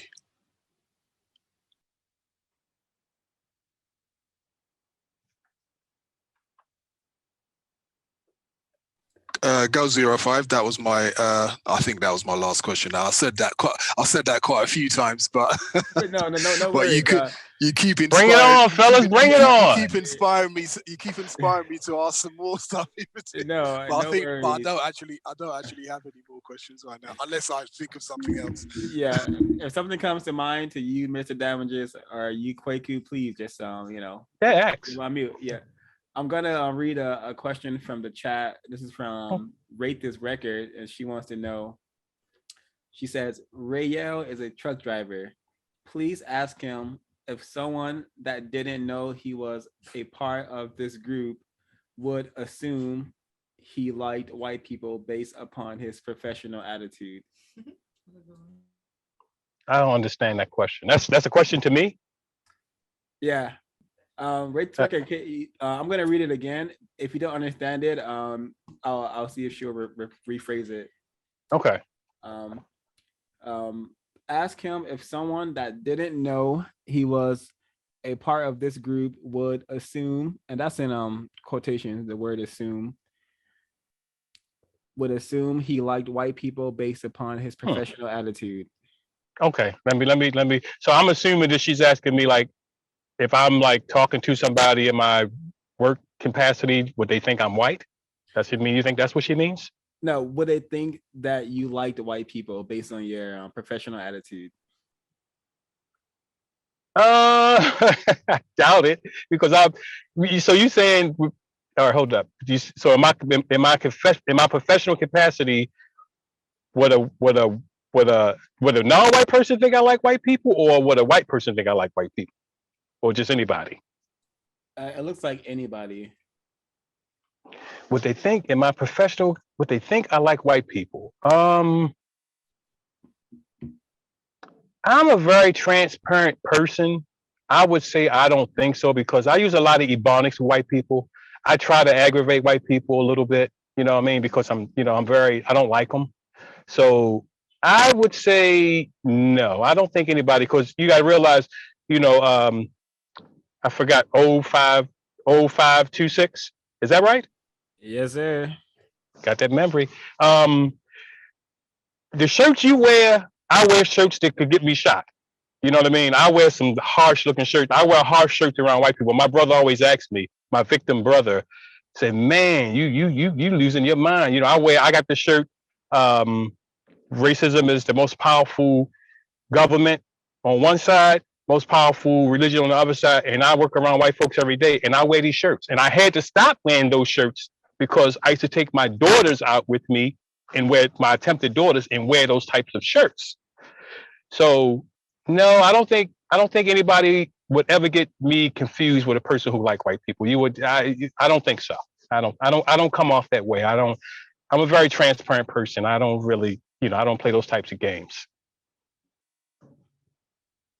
She says, thank you for answering the question. Anytime. Yeah, so I would love to, you've been a victim far longer than I have been a victim of racism, white supremacy. So what have you, please share some information on what you've observed white people do, or what you have heard about white people doing from your victim unit that is what you described as wicked, and what I think is also correctly called evil. Well, not too much because my victim unit don't really talk to me. I'm the outcast. Like I said, I make money, I pay bills, I'm kicked to the curb. That's my script every day. That's why I said this is exercising the demons to me. I don't get to do this. You know what I mean? I don't get to do this. I don't get to have this conversation. I don't get to release this. Whether, you know, I'm going to be completely honest the rest of my life, no matter what, because this is what I know is the best thing for me. And this is how I'm going to be here. And this is how I'm going to leave here.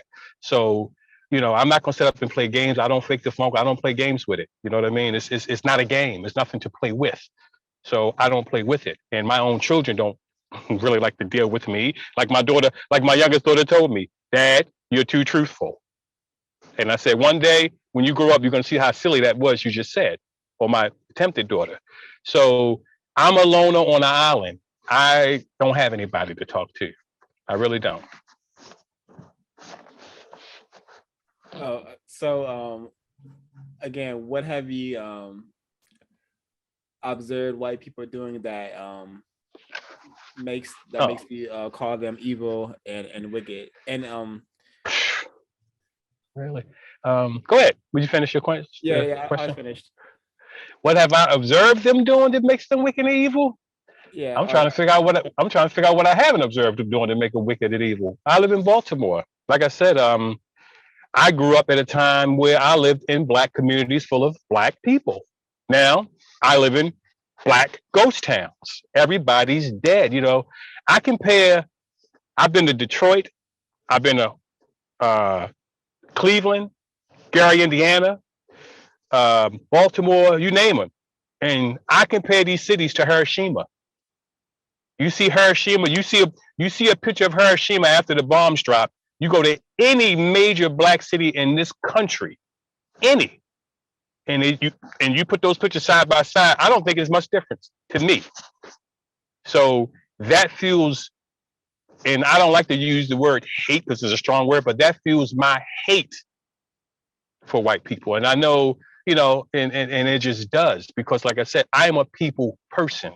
I care for myself greatly. So I care for people, especially people who look like me. When I look in the mirror, I'm happy with what I see. And when I see people look like me, it actually brings a smile to my heart and my spirit and my soul. But when I see people strung out on drugs who don't need to be strung out on drugs, who didn't ask for this life, children who are going through what they're going through because the white people put other people through, just the trickle down effect of racism is enough to make me hate white people, racism, the whole nine, just from what I see and what I've seen in my lifetime, the transformation. That's all I need to see. Understood. Thank you. This is another one from my Come on. Go ahead. Well, I'm gonna ask the one for my cellmate, and then you can go ahead, Smoky Damages. She wants to know what can Black males and Black females do to repair their arrangements with each other? Not just romantic, but like like survival units, not just sexual, but survival units, associations with each other, the whole nine. Become codified. Become codified. Huh. We have to live by code. We don't live by code. We're day-to-day people. We're nomadic people. We have to get off of that.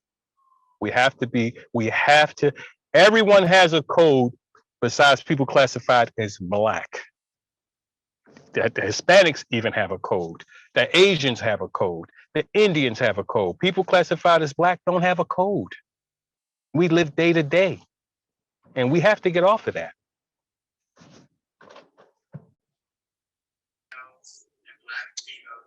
Agreed. I can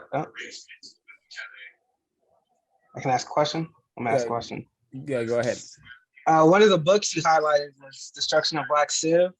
Do you believe But- it's constructive for Black people to learn about their history?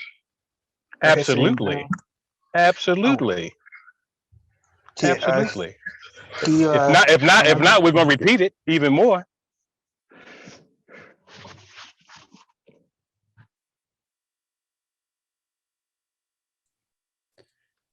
Monkey Damages, did you want to chime in with a question? Yeah. When you said earlier, I can't remember the exact phrase that you said when you were talking about white women are I think you said like the missing link in the problem of replace or The X factor, yeah. The X factor. The X factor. That's what you said, isn't it? Right. Can you elaborate on that? What are the difficulties that we face in not understanding white females' contribution to the system of racism, white supremacy? Well, you focused on white males. And while you focusing on white males, white women are giving us the business. That's the problem.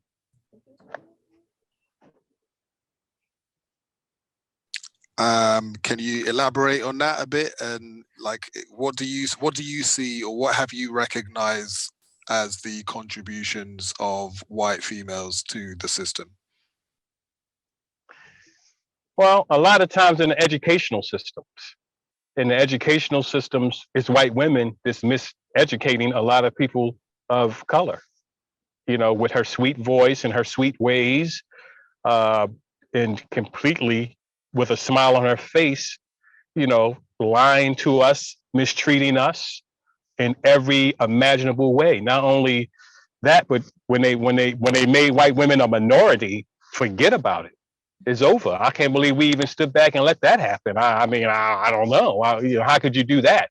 She's a counterpart of the majority. White men are the majority in power. She's a counterpart, but now she's a minority. So her being a minority, after Black people or people classified as Black picketed, march, got their heads bust down to the white meat, so white women can have a right to vote, a right to do a lot of things they couldn't do. What did they do? Turn right around and stab us in the back like everybody else does. So now that they're a minority, they get the minority contracts, they get the minority jobs, over people of color. And they don't hire people of color when they get these minority contracts. They hire white folks. So in every way she can, they give us the business. They hurt us in every which way they can, from what I see. Okay, so when you hear people classified as white or people classified as Black talking about if we get rid of patriarchy, etc., this will, it will help us to destroy the system of racism, white supremacy. What do you have to say about that? Matriarch, patriarch, that's men, right? Patriarch is men. Yeah, when you hear people like that, victims of racism, white supremacy, or people classified as white talking about if we get rid of patriarchy, then we can get rid of this system of racism, white supremacy. What's usually your response, or what do you think about that? I don't think so. I think the matriarch and the patriarch go hand in hand. If you don't get rid of both of them, you're just going to have more patriarchs created by more matriarchs. So I think they go hand in hand. I don't think so. I don't think if you get rid of the patriarchs, the system will crumble. I don't think so. I think they all have to go. Anybody that's a racist needs to be eliminated, male or female.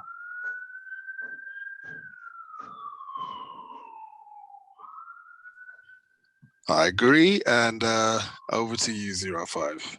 You're not gonna say that's your last question? I'm just messing with you. Go ahead. Don't worry about it. Keep coming. Keep coming.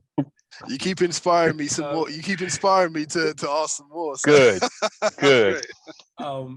How do you suspect the system of white supremacy is maintained by persons who classify themselves as white? Woo. Well, I guess they own all. They control the resources. Without resources, what are we? We're nothing without resources. We have no resources. So that's how they maintain the system. They control the resources. The way I see it, they control the resources. And you can't do anything without resources. Is that the only way that they maintain the system, by controlling? Oh, well, confusion. Keeping us confused is really a big part of it. It's the biggest part. They have us confused. I think that's the main way they do it, is just keeping us pitiful. And yeah, I've heard you use the word pitiful throughout this broadcast. Can you share what you mean by that term? Miseducated, kept in a childlike state, not being told the truth, having the truth hidden from you, being confused. And so you are a business owner, and you Yes. You have a trucking business. Yes. What led you to that decision to? Part of it because a lack of confidence in my mental capacity. So I went into the labor field when I should have, if I wasn't so miseducated and had more confidence in my mental abilities, I would have done something else. Trucking is not, I don't feel anybody of color is doing what they're put here to do. I don't think so. But, trucking was easy for me to do. Driving, my attempted father used to get drunk and just give me the wheel of the car. And thanks to the creator that I didn't kill us. You know what I'm saying? I used to drive a car at 9, 10 years old. He'd get drunk and just give me the wheel. And I had to drive us home. And thankfully I had good focus, and I whatever I had, I didn't kill us. So, I enjoyed driving. It came easy to me.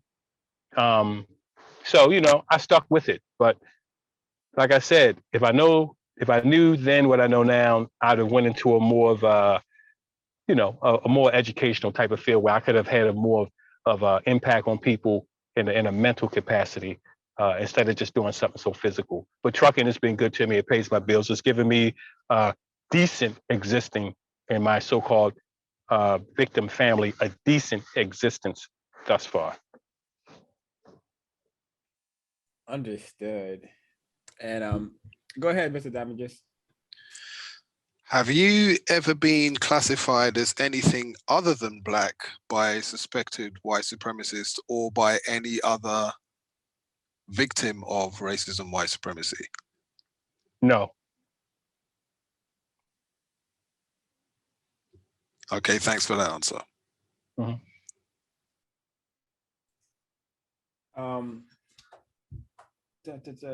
So this is my final question. Let me see if I didn't miss any.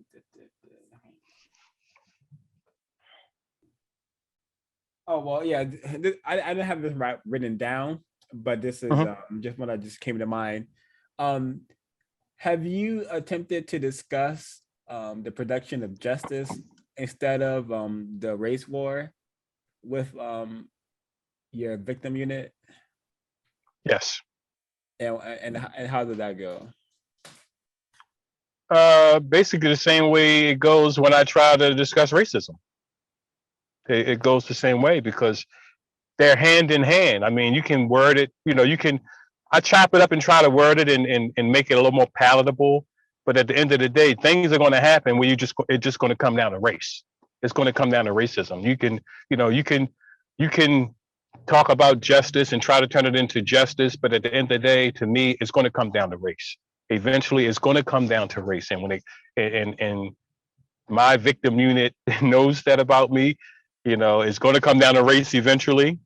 And so I'm pretty much just a turned off light. I got nothing. I don't have anything coming with that. Like I said, I have to go to a home now, or a dwelling now, where I'm just going to be quiet, go in. My daughter, my attempted daughter is my youngest child. Like I say, none of my children really call me or talk to me, but I don't allow it to bother me too. It used to bother me at one time, but I don't allow it to bother me much anymore, because it's par for the course. You know what I mean? I know where we are. I know the system we're in. It's par for the course. So I just, just let it go, let it ride, and pray. One day they'll wake up, and I always tell their mothers, at least the two that I've talked with, that I won't be understood until I've passed on. Unfortunately, with people of color, people of color never appreciate people of color until they're dead. That's when we really look at each other and analyze each other once we're gone. While we're here, we don't analyze and study each other, in a proper way. So it's better that I don't do that. It's better that I let it come to me and then feather it instead of taking it to them. That seems to work better for me. Understood. And my final question is, how do you spend your time and energy now that you are less confused about the race war known as racial supremacy? Man, I study this thing. Like I said, I study every day. I watch white people. I study white people like a hawk. They are so codified. Let me I have to appreciate the codification of these people. I have to appreciate the codification of these people. These are the most codified people I've ever dealt with. I mean, to the T, to the letter, cross I's. Dot I's, cross T's. You talking about codification? They had it. And I look for a chink in that metal every single day, and I can't find it. That's what I do with my time. What have you observed as far as the white code? Like, what are some tactics that you have found in the white code? Like, what do white people do that you lead you to believe that they're practicing the code? Good one. What I noticed they do a lot of is when they talk with non-white people, they act like they got the same problems as non-white people. My bills this, my child that, my job this, my pay this. The same problems I have, they act like they have, but they don't. I worked with this white guy one time, and my attempted grandmother told me this a long time ago. And that the elders, when they tell you things, you don't believe them till you become older, a little wiser. And she said, because she used to work for white people, go clean the house. This is my great grandmother, and she used to say, white people don't pay no gas and electric. Black people paying all the gas and electric. And I was like, yeah, sure. And then I worked with this white guy, maybe 10, 15 years later, and he had every light on his house, because white people aren't like people of color. People of color turn off the lights, turn off the water, don't use too much water. White people leave it all on. You don't see white people turning off a light, turning off this, turning off that. When I travel across the country, white people burn all the lights, curtains up, windows up, everything. And I was working with this white guy, and he had every light on. We had his house having a good time, and he had a gas and electric bill, $14. I live with my grandmother. Our gas and electric bill was $200 and some change, and we turn the lights off. We ain't even late. When you go out of the room, you turn the light off. He left every light on in his house, a $14 gas and electric bill. So that showed me right there, they don't live the same life as we do. But when they talk to us and act like they have the same problems as we do, that's very deceptive.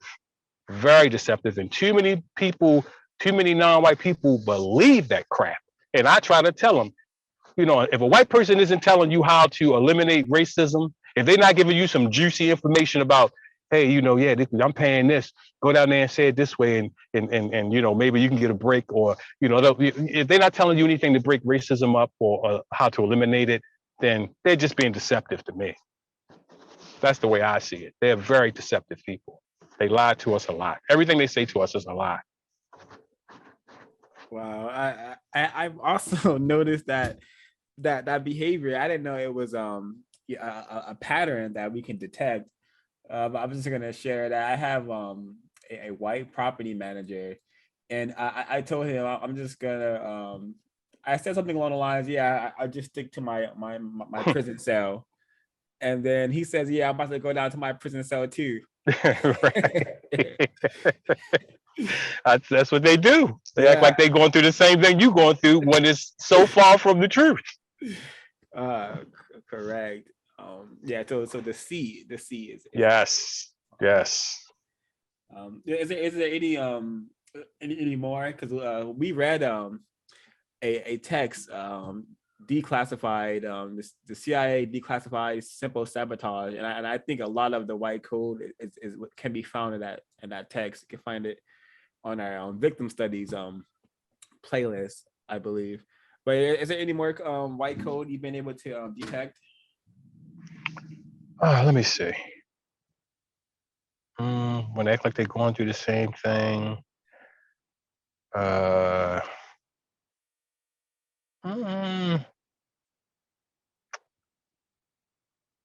Not that I can think of off the top of my head, but as we have more meetings, I'll be able to tell you more things. I'm just doing this off the top of the brain right now, but deception is major. And I hate the way they, I can see through a lot. Now that I look for it, I can see it. And it just irritates me when they some of them look at you and you can see the look on their face that they know you're ignorant, you ain't never going to have what they have, you're pitiful. Some of them, they just let you know that you're basically nothing, and they just look at you that way, like you're pitiful, just go on about your way, or you don't even exist, type of thing. So they bring it so many ways, but off the top, that's all I can give you right now. No, understood that was very significant information. And I just want to say to the chat, to especially misrate this record. If this is not some an exclusive group, this is not something hard to participate in. If you want to participate with CRWS, all you have to do is be willing to read counter racist material and comment on it and share your thoughts regarding it. So this is an open air initiative. It's open to all victims of racism, white supremacy. So if you want to, chat with me, Kwaku, Smoking Damages, Rahyel, in a codified manner, and sharpen your codified thought, speech, and behavior, please just I'm gonna put the email in the chat, and I'm also gonna say it for the folks who will find this broadcast later, but it's counteringrws@gmail.com, and I will gladly and appreciate the folks joining, for sure. Not joining, participating, because Right. exactly. But gonna yeah. I don't have any more questions. I thought this was very, very epic use of my time. Thank you again, Rahyel, for sharing your time and energy with us. Let me just go through let me just make sure I don't have any more questions on my list.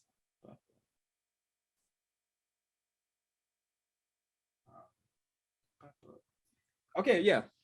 I don't have any more, but Rahyel, would you like to? Oh yeah, and Rahyel, he will be joining us for the Race Cold War. So if you want to hear more from him, tune in to our Race Cold War meetings. And I'm sure if he has the time and energy, he'll participate in the Racism in Plain Sights broadcast and whatever else we come up with to do here. But Rahyel, would you like to share anything on your mind, any revelations you may have had during the discussion? Well, first and foremost, I want to say I appreciate everyone in the group, everyone in the chat, everyone, and I mean the sisters, the brothers, everyone, and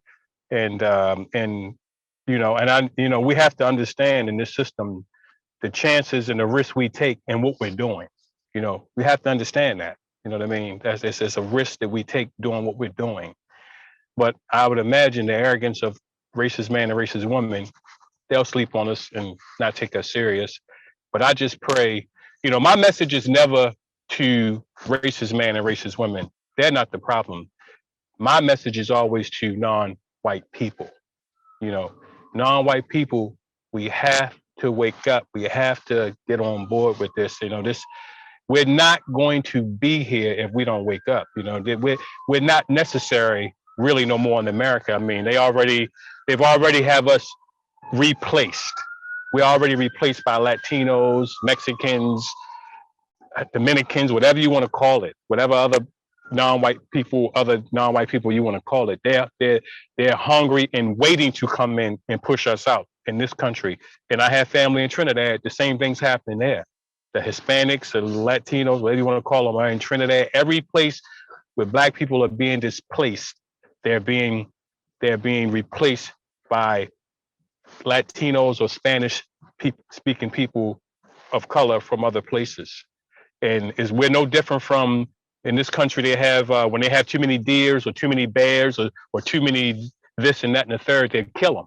They kill them off to get the numbers right. We're in a big zoo, and the numbers are going to stay right in the zoo. So if you want to stop being mistreated, if you want a better existence for your children, because I do this for not my children, but my attempted daughters, I do this for them. I don't look for a benefit out of this.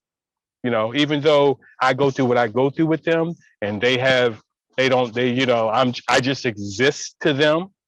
I do this for them because there's a lot of people who rode for me and you and everybody on this program that rode for us that are no longer here, but that they rode for us. They gave us the opportunity to do the things we do. I never forget the people that came before me, that gave lectures, and Amos Wilson and all these other brothers, Kwame Ture. I could go down the list, John Henry Clark, all these people who are no longer here, who did what they did so we could do what we do. And if I can do nothing else, I at least would like to do that. So generations after me may listen to this broadcast and learn something and be as forthcoming and open as I was, because lying will not fix anything. That goes for any of us. If you go to a doctor, don't tell a doctor what's wrong. It's not going to get fixed. So if you're going to be forthcoming, be forthcoming. Be totally forthcoming, and don't ever feel ashamed on what racism has done to you. Never feel ashamed. You know what I mean? I ain't gonna say don't feel ashamed, but don't be ashamed to speak on it. Don't be ashamed to be truthful about it. You know what I mean? It's not easy for me to do this, but like I said, I'm looking at something bigger than me, and it doesn't bother me to do this because, like I said, I know inside I'm a better person than all the things I've done. So I do my best to be a better person, to strive to be universal man. And today, the name of my business is God's Universal. And I did that before Mr. Fuller's book. So like I said, I'm blessed by a higher power. I just need to tap into that and be the person I was designed to be. And we all need to be the people we were designed to be. And I'm sure we all have young people behind us that we would like to leave a better world for. So that's why I do what I do. And that's how I feel about it. Oh, you said one thing that I have to Thank you. Fix me. inquire about. Yes. You said that racist men and racist women aren't the problem. Would you? No, I didn't mean it. I take that back. Go ahead. Oh yeah. So I just hoped you would make that correction, and you just Yes. did. So I don't have the question anymore. Yeah, no, I don't mean they're not the problem. I mean, I don't send my message to them. That's what I meant to say. I send my message to people of color. I'm not concerned sending a message to them. They already know. So I make that correction. If I said that, that's completely wrong. I don't mean that. They are the absolute problem. But my message isn't to them. I don't waste my time. A lot of people of color waste their time trying to talk to white people. I don't waste my time talking to white people. And not saying that you probably could get somewhere with that, but I just don't waste my time with it. Understood. Mr. Rahyel, truck driver, traveling across the states, observing so-called states, observing the incorrect reality we are all living in. Thank you again for your time and energy. I'm just gonna leave one opportunity to see if folks may have had final questions. Quaku, smoking damages. Nothing here. Nothing here. Thank you. Do you know, I didn't have any more questions, but in view of what you said, I did have one. Come on with it. Just a quick closing question. You know, when you were saying about the so-called Latinos or Hispanics are replacing people classified as black in different areas of the world, etc. Do Yes. you view Latinos or Hispanics as a racial classification, or do you think racist man and racist woman view so-called Latinos as white? Ooh, well, good question. I've seen them and view them as white. I've seen them. I check demographics in certain. When I drive to different states. When I drive to different states, I always check demographics. I do that. I always, like I said, I always study racism, and in some places they are viewed as white. They are listed as white. Some of them are listed as non-black Latinos, and some are listed as white. So, racist man and racist woman plays with that a lot. From what I've seen, as far as studying information. But we all know they are people of color at the end of the day. But even some of them can consider themselves white. So I'm not sure about it. But I just know they're replacing us. And where I live at, unfortunately, what I noticed they do, and this might be a little off their subject, but what I noticed they do here, like in Baltimore, like I said, they killed everybody with drugs, et cetera, guns, et cetera, and they bring these people in from the Latinos, Mexicans, whatever, from other countries to come into these same communities they wiped us out in to fix the homes up and live in the homes. And the beauty of that from racist man and racist woman is you bringing in people who have no connection to that community.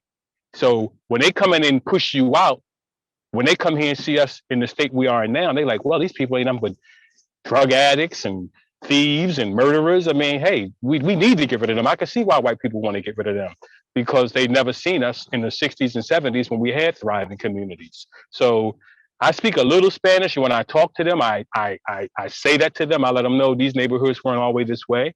But if a person's hungry, they got to eat. So, they're looking for better lives for their children and et cetera. So they don't really care about who had it and how to respect it. They're going to do it their way. So, but I do think some white people consider them white. Okay, thanks for that clarification. So in terms of so when you say that Latinos, etc., are in Trinidad, I think you said, etc., in different parts of the world, you Yes. think then probably that the white supremacists are replacing them with just another section of white people, or another section of people who are classified as white by the white supremacists. Hold up. Say that again.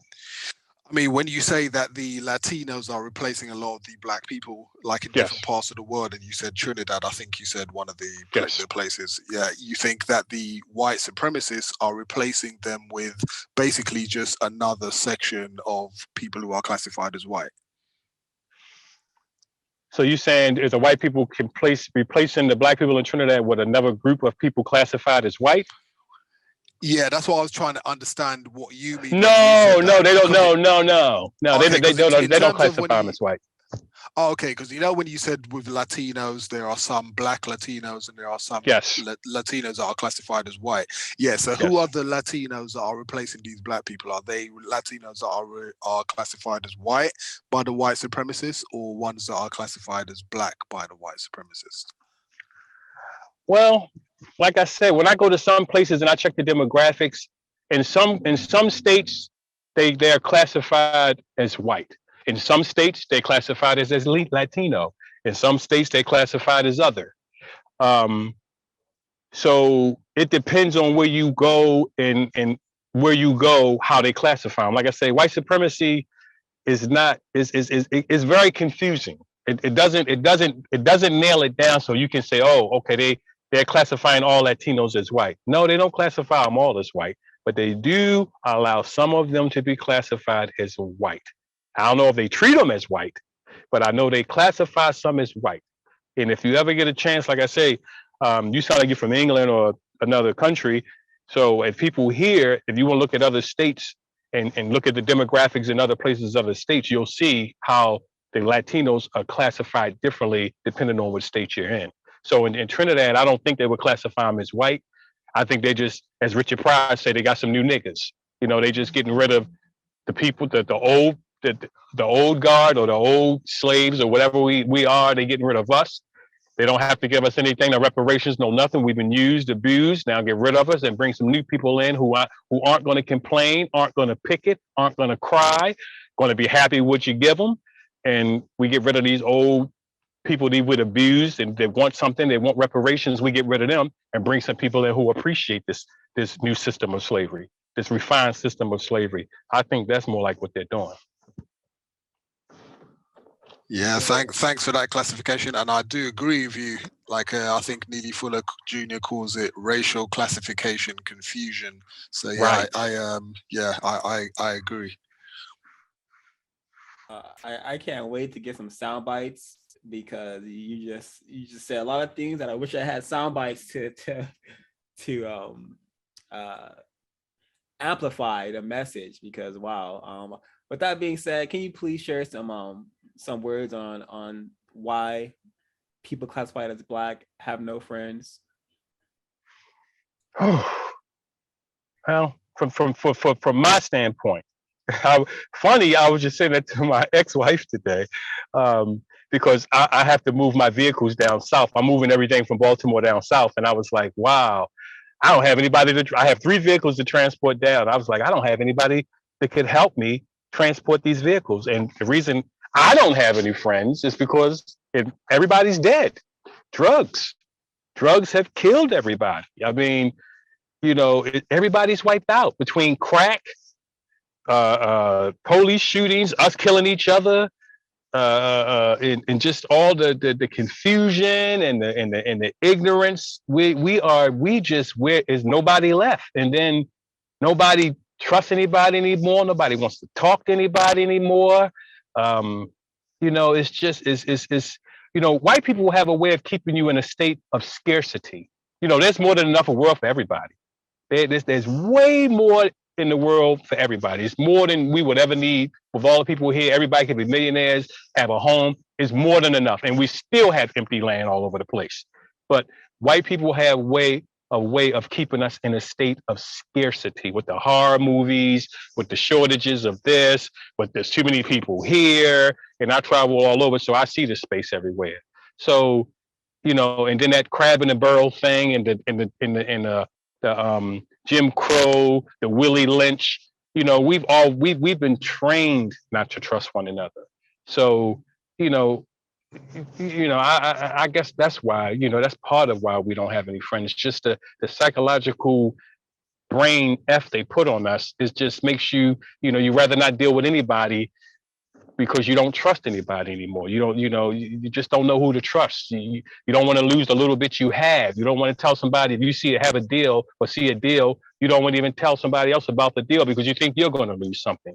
And I think it just comes from that Willie Lynch mentality.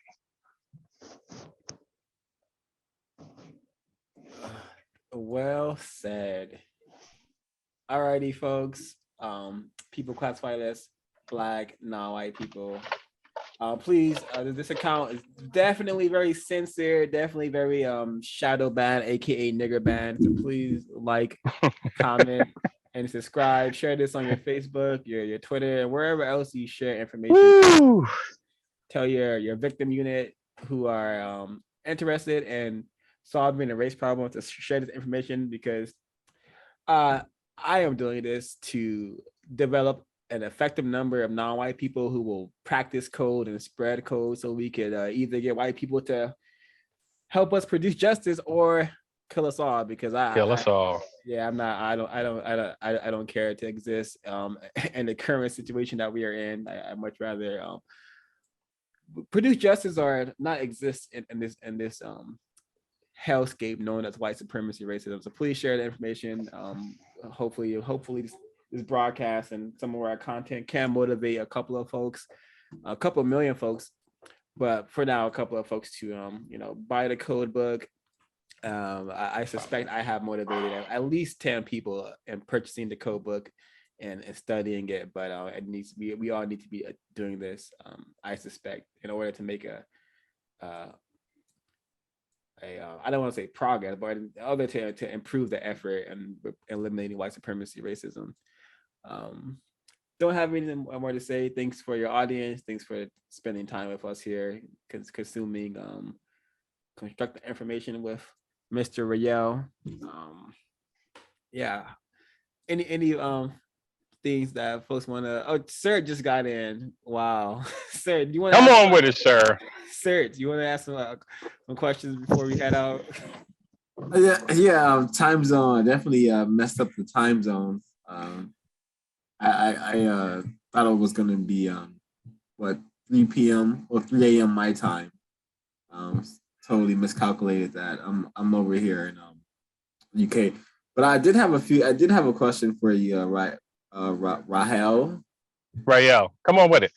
Rahyel, yeah. So I guess you're driving vehicles around state. Yes. And I do apologize if these questions already been asked by one of the participants. But have you? I know you're driving a work vehicle, but have you ever had problems with law enforcement? Well, not law enforcement. Oh, please. Race soldiers, because they know you're working. They know you're not a threat, quote unquote. But do they antagonize you and give you a hard time? Absolutely. They do it. Yes. Yes. No problem. They do it both ways. I was in Wyoming, and rough state, Wyoming, and I went into a scale house, and what did I have? I had oh God, it was a permit or something. I had a permitted load because I drive 18-wheelers, and something was wrong with the permit. No, nothing was wrong with the permit. The officer, female overseer, she's a white woman, who stopped me, said something was wrong with the permit, but nothing was wrong with the permit. And I had explained to her, no, nothing's wrong with it. XYZ is supposed to be that way. She wouldn't believe me, maybe because I'm Black, I don't know, and proceeded to write me up. And I said, hold on, can I get your superior and talk to her? Before she did it, she was a nice enough police to do that, and they brought me her superior. Her superior came out, saw the situation, saw that I was correct, and said, no, he's right, this, that, and the third. And the other lady was like, oh, okay, I didn't know. And when I tried to say thank you to the superior, she walked away, turned her back on me. As soon as I wanted to say thanks, she just turned and walked away and looked at me like she almost hated me that I was right. You know what I mean? It's like she was pissed that I was right. She wanted to find something wrong in what was going on, but she, I guess she just couldn't, so she didn't. But, it was like she was really pissed off that I was correct. So that's one instance that happened to me for sure. I suspect that she had to signal to her white counterpart symbolically that she's still on her side, Oh, for sure. Yeah, that's for sure. A negative energy that you receive. And fellow, your white counterpart truckers, I'm assuming how is that dynamic? Are they also antagonizing and terroristic? Not really, because like I said, I'm very transparent. I wear a hat that says reparations now. So, I'm labeled already. Like I said, I don't play with it. You know what I mean? I don't, I used to be the great debater. I used to love to debate white folks and put them in check, but I did it in the wrong way because I used to get emotional about it. Now I don't want to do that, but I do wear things to let them know where I stand and who I am. You know what I mean? Like I said, I wear a hat that says reparations. I wear shirts that say, if you don't understand racism, white supremacy, then you confused. You know what Mr. Fuller's saying is.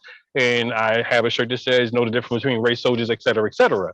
So, I don't play with it. You know what I'm saying? Like I said, if I just don't. Like I said, I have children. I have too much to, it's not a game. It's nothing to play with. So, when it comes, truck drivers are extremely racist people, extremely racist, especially on the CB radio. You hear nigger all day and all night. So, but that'll be the same truck driver that come and smile in your face after he done said nigger 55 times over the road, and you come into the fuel station, he's smiling in your face and trying to talk to you. So I just don't play with none of them. Like I said, I am a loner. I'm here alone. So I don't try to, if my own children and my own attempted children and their parents don't want to talk to me, I certainly don't want to talk to the white people. I really don't have no rap for them at all, because they're the reason I'm going through what I'm going through. So I try not to really deal with them, because I know I'm going to say something I shouldn't say and expose myself, and then they won't be code. Then they'll go off code. I want them to stay on code. So I just sit back and listen. I don't really like to talk with them too much. Thank you. Thank you so much for answering my question. I do have a couple more, but I don't know. Come on. Let's go. All right. So you mentioned that there's a racism, white supremacy amongst the radio stations that they play, and that racist truck drivers are often racist. Yes. Where do you think that stems from? But besides the the overstanding that we have of racism, white supremacy, obviously it's everywhere. But within the trucking institution, how do you think it sustains itself to manifest? The same way it does in any other organization in this country that's ran by white folks. I mean, it's just very codified. I think they do that over the radio just to let people know, they're still niggers. We still gonna use the word nigger. It's never gonna die, and we're out here. We're out here. So, I think that's just how that's how they seem to use it with me. Just to let you know that you're still a nigger, and let the white people know this is a word we still use, and this is a word we still call them. And when you hear the word hammer, that's another racist word for black person, is a hammer.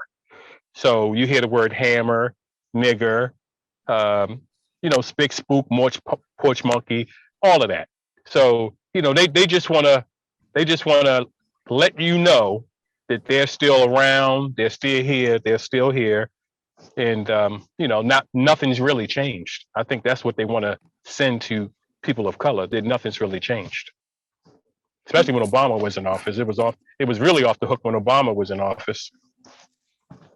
I can only imagine. Have you ever feared for your life because of your job, or felt that your life was in danger as a result of your job? Yes. One time in North Dakota. I went to pick up a load in North Dakota, and I had my cellmate with me, a female, and I got there maybe third or fourth truck, and I kept seeing all these other trucks going out before me, white people going out before me. And I was like, and I went in, I say, why? I've been here. Oh, your load is way up on the top. We're going to get you in a minute. It's way up on the top. So I'm like, okay, no problem. And another 3 or 4 more go before me. Yeah, you still ain't get to me yet? No, it's way up on the top. We'll get to you. Turns out I was the last driver out of there. I probably sit there for about 6-7 hours to be loaded. I was the very last driver to leave out of there. And it dawned on me then that they're doing this to me because I'm black. And when I left out of there, when I left out of there, was one of the white guys who loaded me was standing outside. And I was like, all right, man, have a good one. And he didn't say a word. So I said, wow. I said, I got to be, because I started this way. He didn't say anything when I said have a good one, and he didn't say anything. After they made me sit there all day, I started to say Obama real loud when he did that. But I said, if I did that, they probably kill me here. So I felt a little concerned for my safety when that episode took place, because I know that could have went either way. They could have, I could have drove down the road a couple miles, and ain't no telling what could have happened to me. So I knew not to say too much in that particular time. You got to know when to hold them and when to fold them when you're out on these roads in different states, and sleeping at a Walmart, or sleeping at a shipper or a receiver. You don't know, who can roll up on you and do anything to you. So, you got to be smart. Where were you at in that instance? I was in North Dakota at a sugar plant. Very, very fitting for the terrorist activity that you had to experience. I totally agree Symbolic. that because you are white. I mean, because you are a black male. Oh yes, for sure. Guaranteed. Do you know any black truckers who are taken in action on the field as a driver by any chance? No, I don't know anybody who was hurt or beat up or nothing like that. No, I don't know anybody like that. All right. So, and were you indoctrinated? Not indoctrinated, but were you exposed to Neely Fuller and the ISIS papers and these works before you were a trucker or during? And depending on your response, how did it change your speech, thought, and action towards white people? Yeah, I was introduced to Mr. Fuller and Francis Cress Welsing after I was trucking. I was introduced to Mr. Fuller probably. I mean, Francis Cress Welsing, she enlightened me, but Mr. Fuller, like I said, gave me a code, and that's really what changed me is the code. Everything else was pieces to the puzzle, but the code, like I said, was the foundation. I could stand on something, then I could stand on this, and no matter what comes at me, I know how to deal with it. So the code did that for me, but that didn't happen. I didn't get caught up in Mr. Fuller's code probably maybe 5 years ago, maybe 6 years ago. That's it. Thank you so much for answering my questions. That's what I have for now. I think Miss Nebula had some questions as well. I could be incorrect, but we'll see. Okay. She doesn't actually. Okay. Awesome. One final question. What are you usually transporting around during your job? All types of things: military goods, food products, household, retail. I mean, it could be anything. General merchandise. I used to do a lot of military. I got out of that because I don't like. I don't like that type of war. I don't like transporting killing machines. So I don't do that anymore. I made a conscious decision to not do that, even though I'm sure I'm not saving any lives, but still it made me feel a little bit better.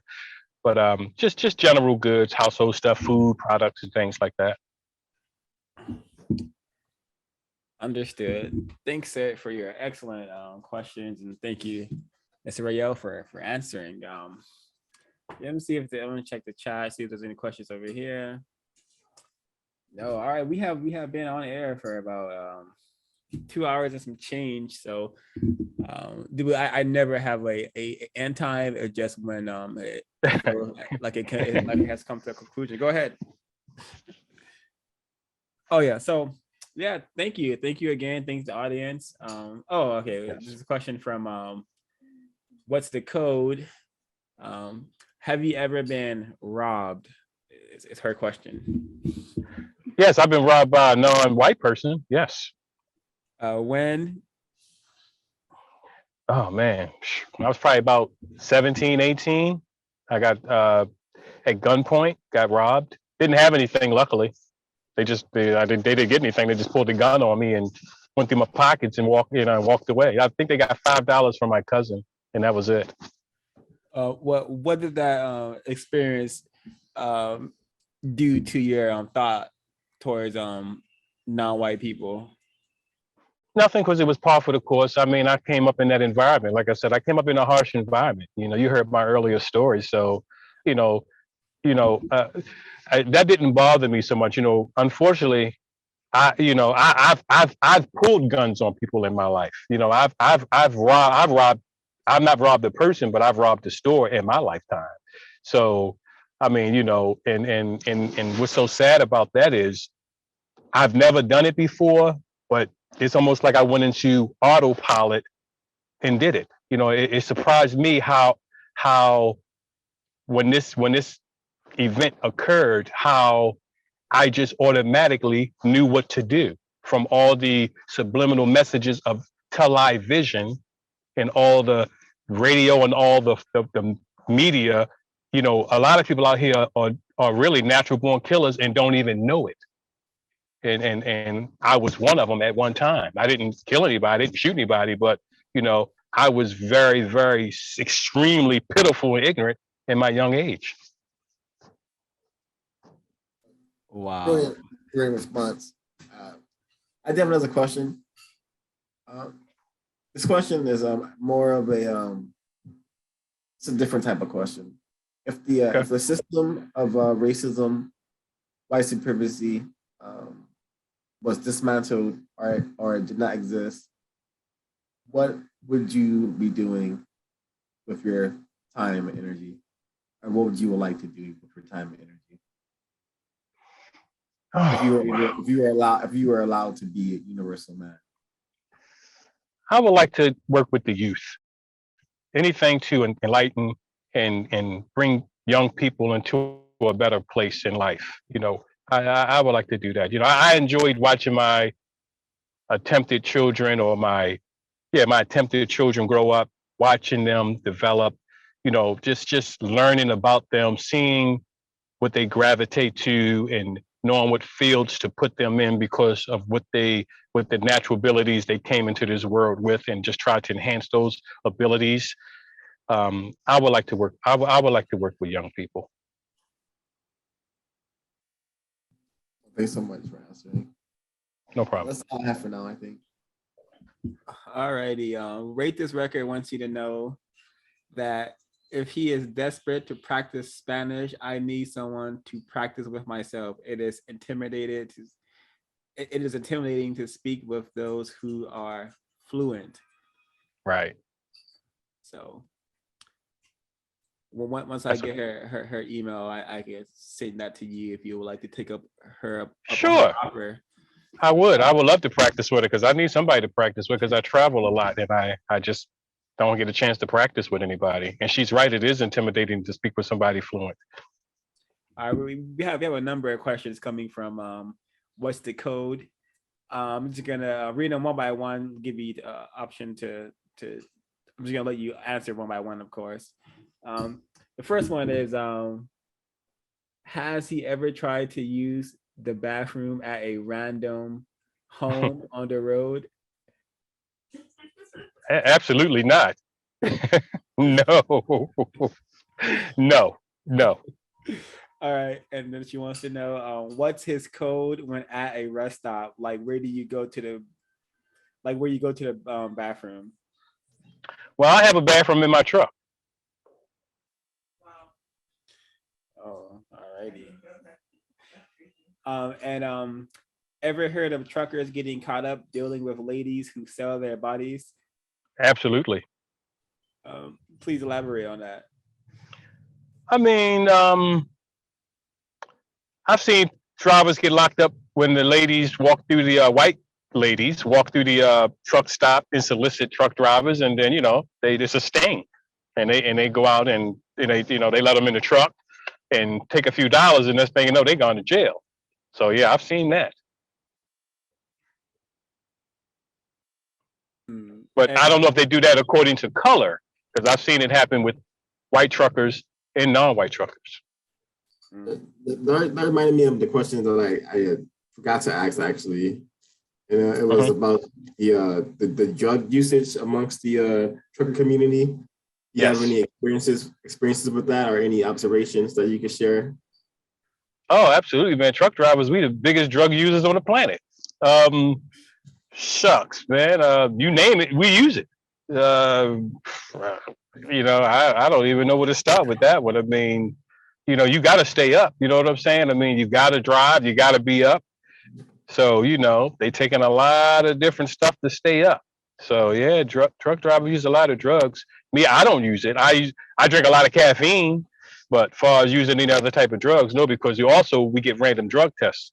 So, but I already know that, that's all fixed, because I worked for this roofing company one time. This was in the early 80s, and I smoked weed, and I went down, took a drug test, and a white guy fixed it for me that I could keep my job. He fixed the test that I didn't even get, popped for marijuana, and I kept my job. So that showed me right there that they have influence just basically over everything. Wow. All right. Don't see any more questions coming from the chat, and I'm certainly out of them. I think this has been a very, very, very constructive. I really appreciate having the panel here to ask questions. We got another one from Miss What's the Code. Longest haul. Longest haul, New Jersey to California, Southern California. Actually, Calexico, California, from New Jersey. That was a long ride. How many hours? 2,000 miles, 10, 20, 30, about 35 hours. Wow. And she wants to know, how has the trucking industry changed? Well, they have something called the e-log now. Back in the day, it was paper logs. You did everything on paper. Now they have a computer that tracks you, knows everywhere you are, knows how many hours you drove, how many minutes you drove, where you stopped at, everything else. That's what's changed now. So now when they couldn't track you in the early 2000s and back beyond that, now, you know, from, I think, when did the e-log come in? Maybe 2011, 2012, 13. Now, from now on, they can track every movement you make in a truck. There's no more secretness in the truck. They have cameras that face you in the truck. Some people have cameras that watch every move they make in the truck. They have a camera that faces out and a camera that faces in. Me, I'm a business owner, so I don't have to worry about that. But company people, they have cameras that watch you inside your truck. So there's no more privacy.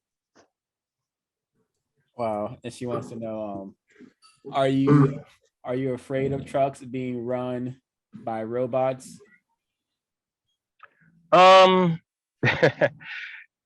Autonomous trucks. They do talk about autonomous trucks. Autonomous. Is it autonomous? Autonomous. Right. You know what I'm saying. Right. Thank you. No, it doesn't bother me because you know, it is what it is. This, you know, nothing in the system surprises me, bothers me. It doesn't do anything no more. You know, I'm so abused and beat up. I just take it as it comes. And her follow-up to that question was, are you afraid of your job being eliminated? No, I'll find something else to do on the plantation. Sir, did you want to go ahead? Yeah, I wanted to ask. I think you mentioned that you're from a racially exploited community.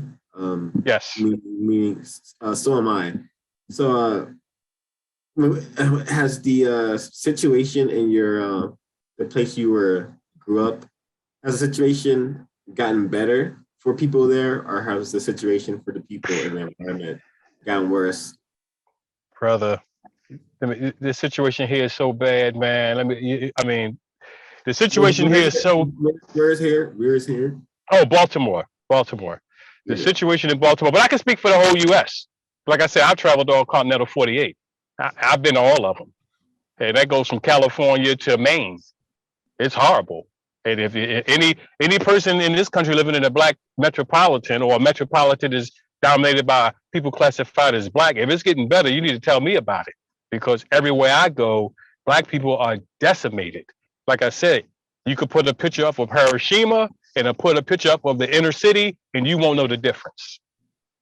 That's the way I see it. And it's extremely, extremely, extremely bad here. That's why I'm leaving. And I know I can't run from it, but I can't watch people suffer like I watch here in the city. The people are here it's just so depressing and heartbreaking. And like I say, I love people of color. I have a great care for people classified as black. I just do. That's just me.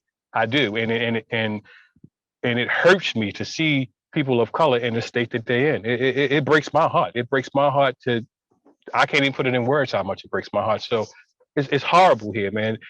Horrible is not even a strong enough word for what it is. I don't know what to call it. It's a living hell. Agreed, for sure. So I can imagine you've witnessed firsthand the effects of racism, white supremacy towards someone's mind. Can you give us any insight on how racism, white supremacy has negatively affected your mental state? Whew. Well, it negatively affects my mental state because, as I said, I use my my reproductive organs to create a person that I have no jurisdiction over. What's closer to a human than their offspring? Nothing's closer to me than my offspring. That's all I have to leave this world is my offspring. I have nothing else to leave this world of value other than my offspring. That's my greatest investment. And guess what? I have no control over my greatest investment. My greatest investment doesn't even, I'm not going to say doesn't care because I'm sure they care, but my greatest investment to this planet, doesn't even want to talk to me, doesn't even understand me. I can't reach them. They can't reach me. So that's what racism has done to me. Yeah. As it's designed to do, I suspect. As a Black trucker, I assume that there is a traditional attire that you folks may wear, where it's easy to spot a trucker. So, do you still have to deal with the constant psychological attacks where people hide their bags or clench their pockets or avoid you getting out of your trucks? Is that war being waged on you heavily?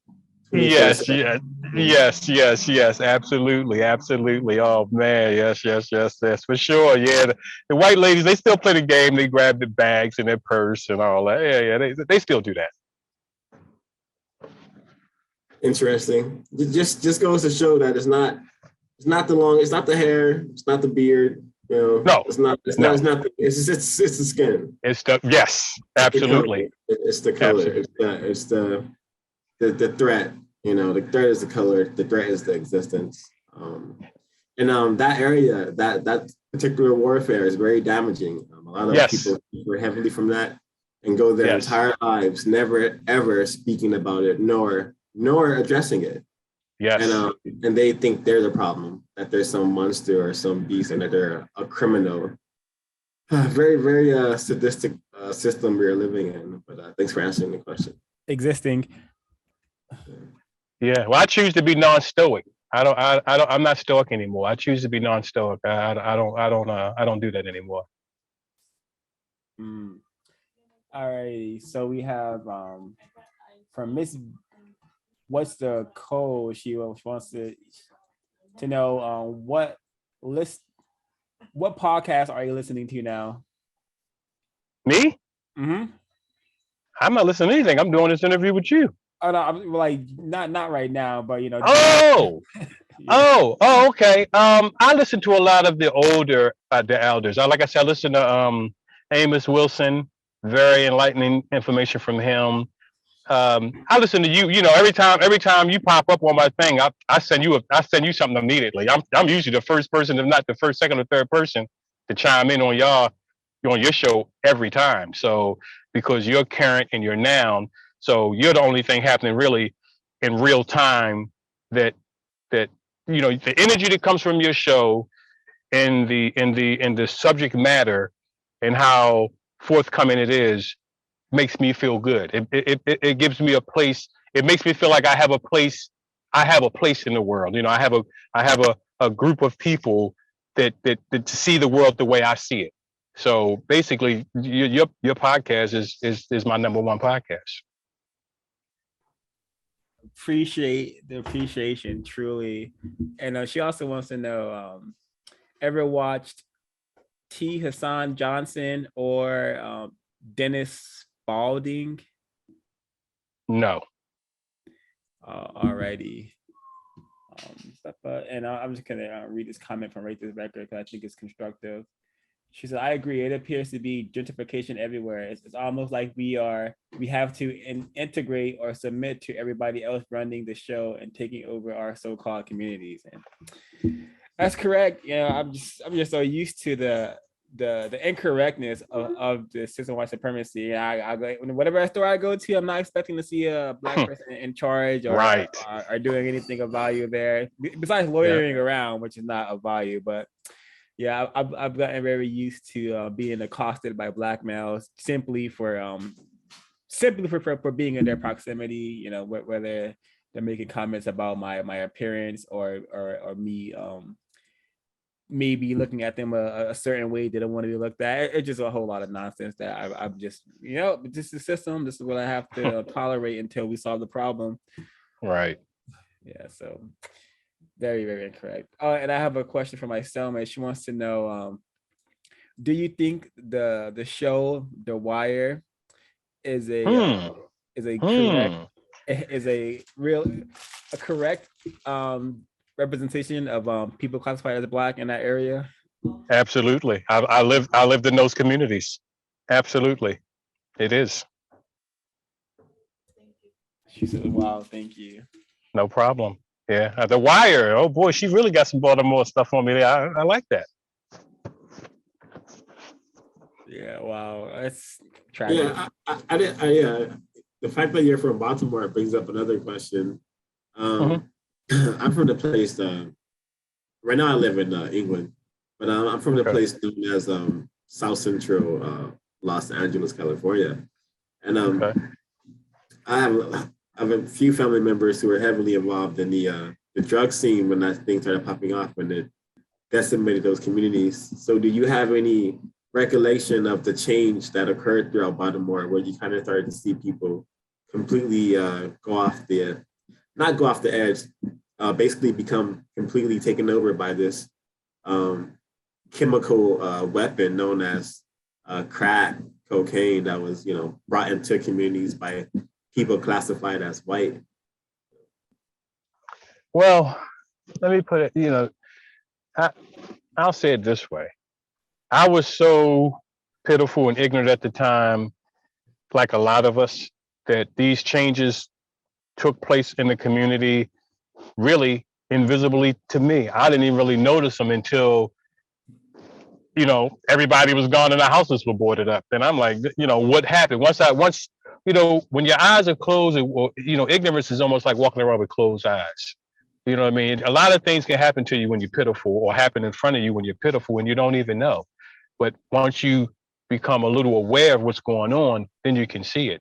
So I really wasn't aware of the changes taking places, the gradual changes taking place as they were happening, because I was extremely pitiful at the time. Like I said, I only came into Mr. Fuller's code 5 or 6 years ago, but I always knew, something was wrong, but I never could put my finger on it. So I really can't tell you how I saw it gradually take place, even though I saw the gays come in more first. I saw more gay males in the community where I lived at, which in Baltimore was East Baltimore, where it was known as the Art Cultural District. I saw a lot more gay males being introduced. I saw a lot of so-called thug guys going out with gay guys.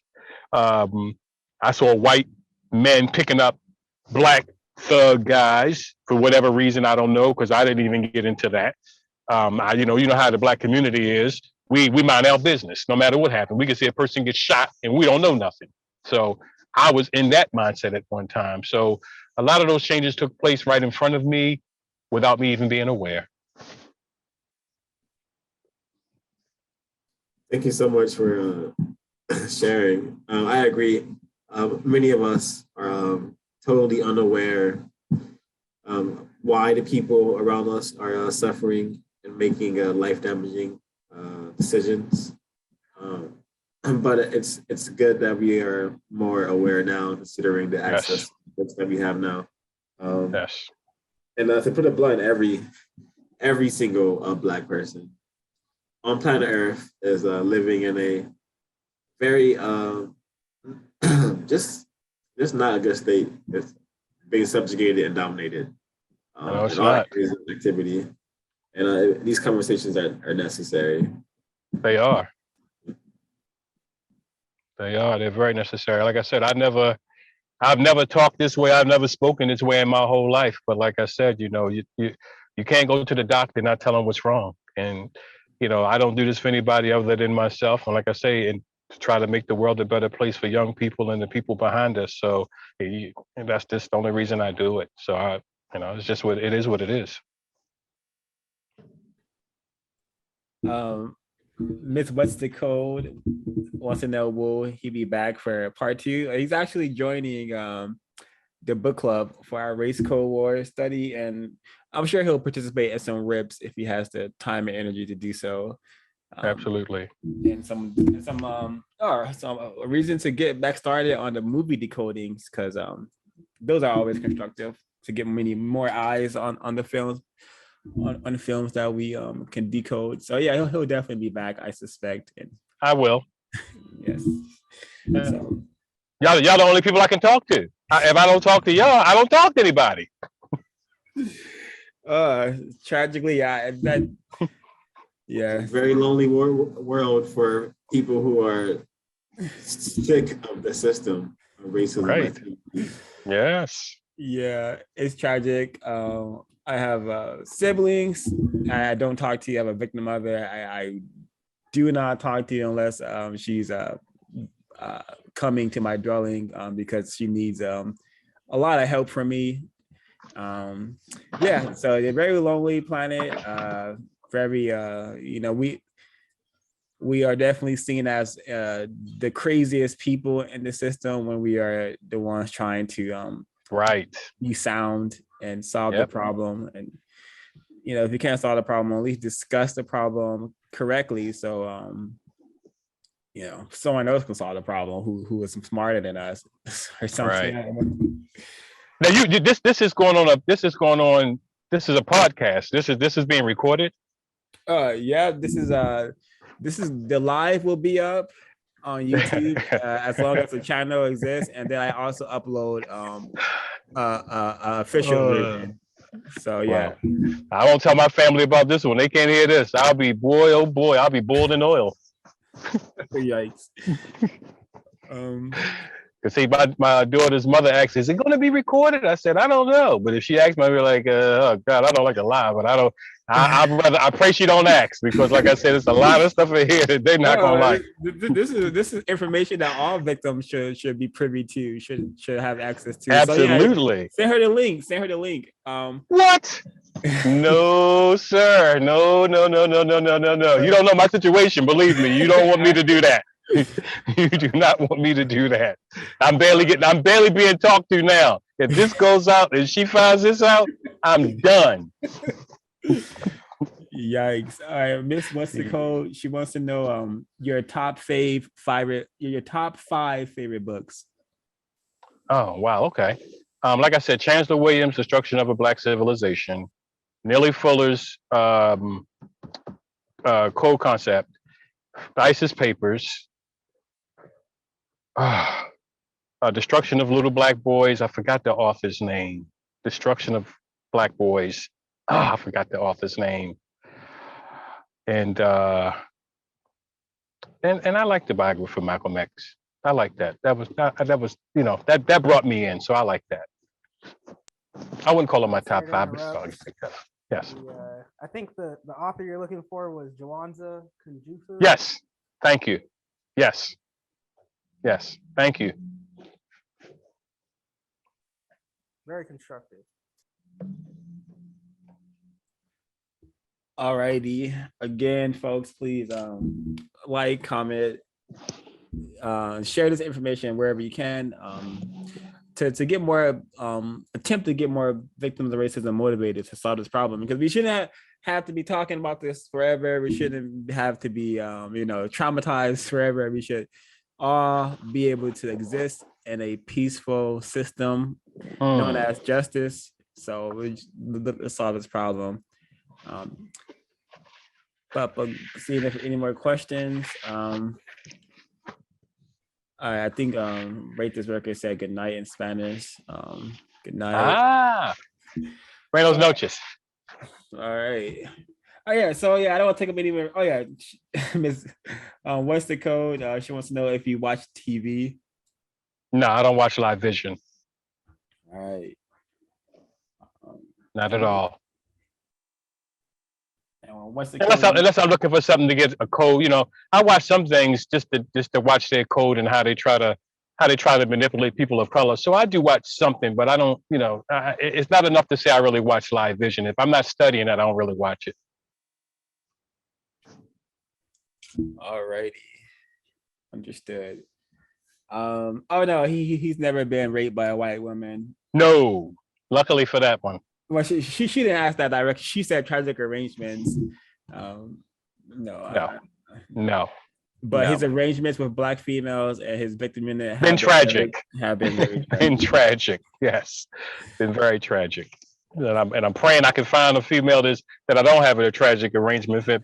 But oh boy, you were talking about a hard search. That's a tough search right there. Perhaps on your travels, the creator will present to you a black female who is. I pray every day. And what is your definition of pray? Because you've been saying that during this broadcast. Meditate. I like to say meditate when I ask for something from the universe. Okay. Yeah, I think that will wrap it up. Thanks again for your audience. Yes. Folks.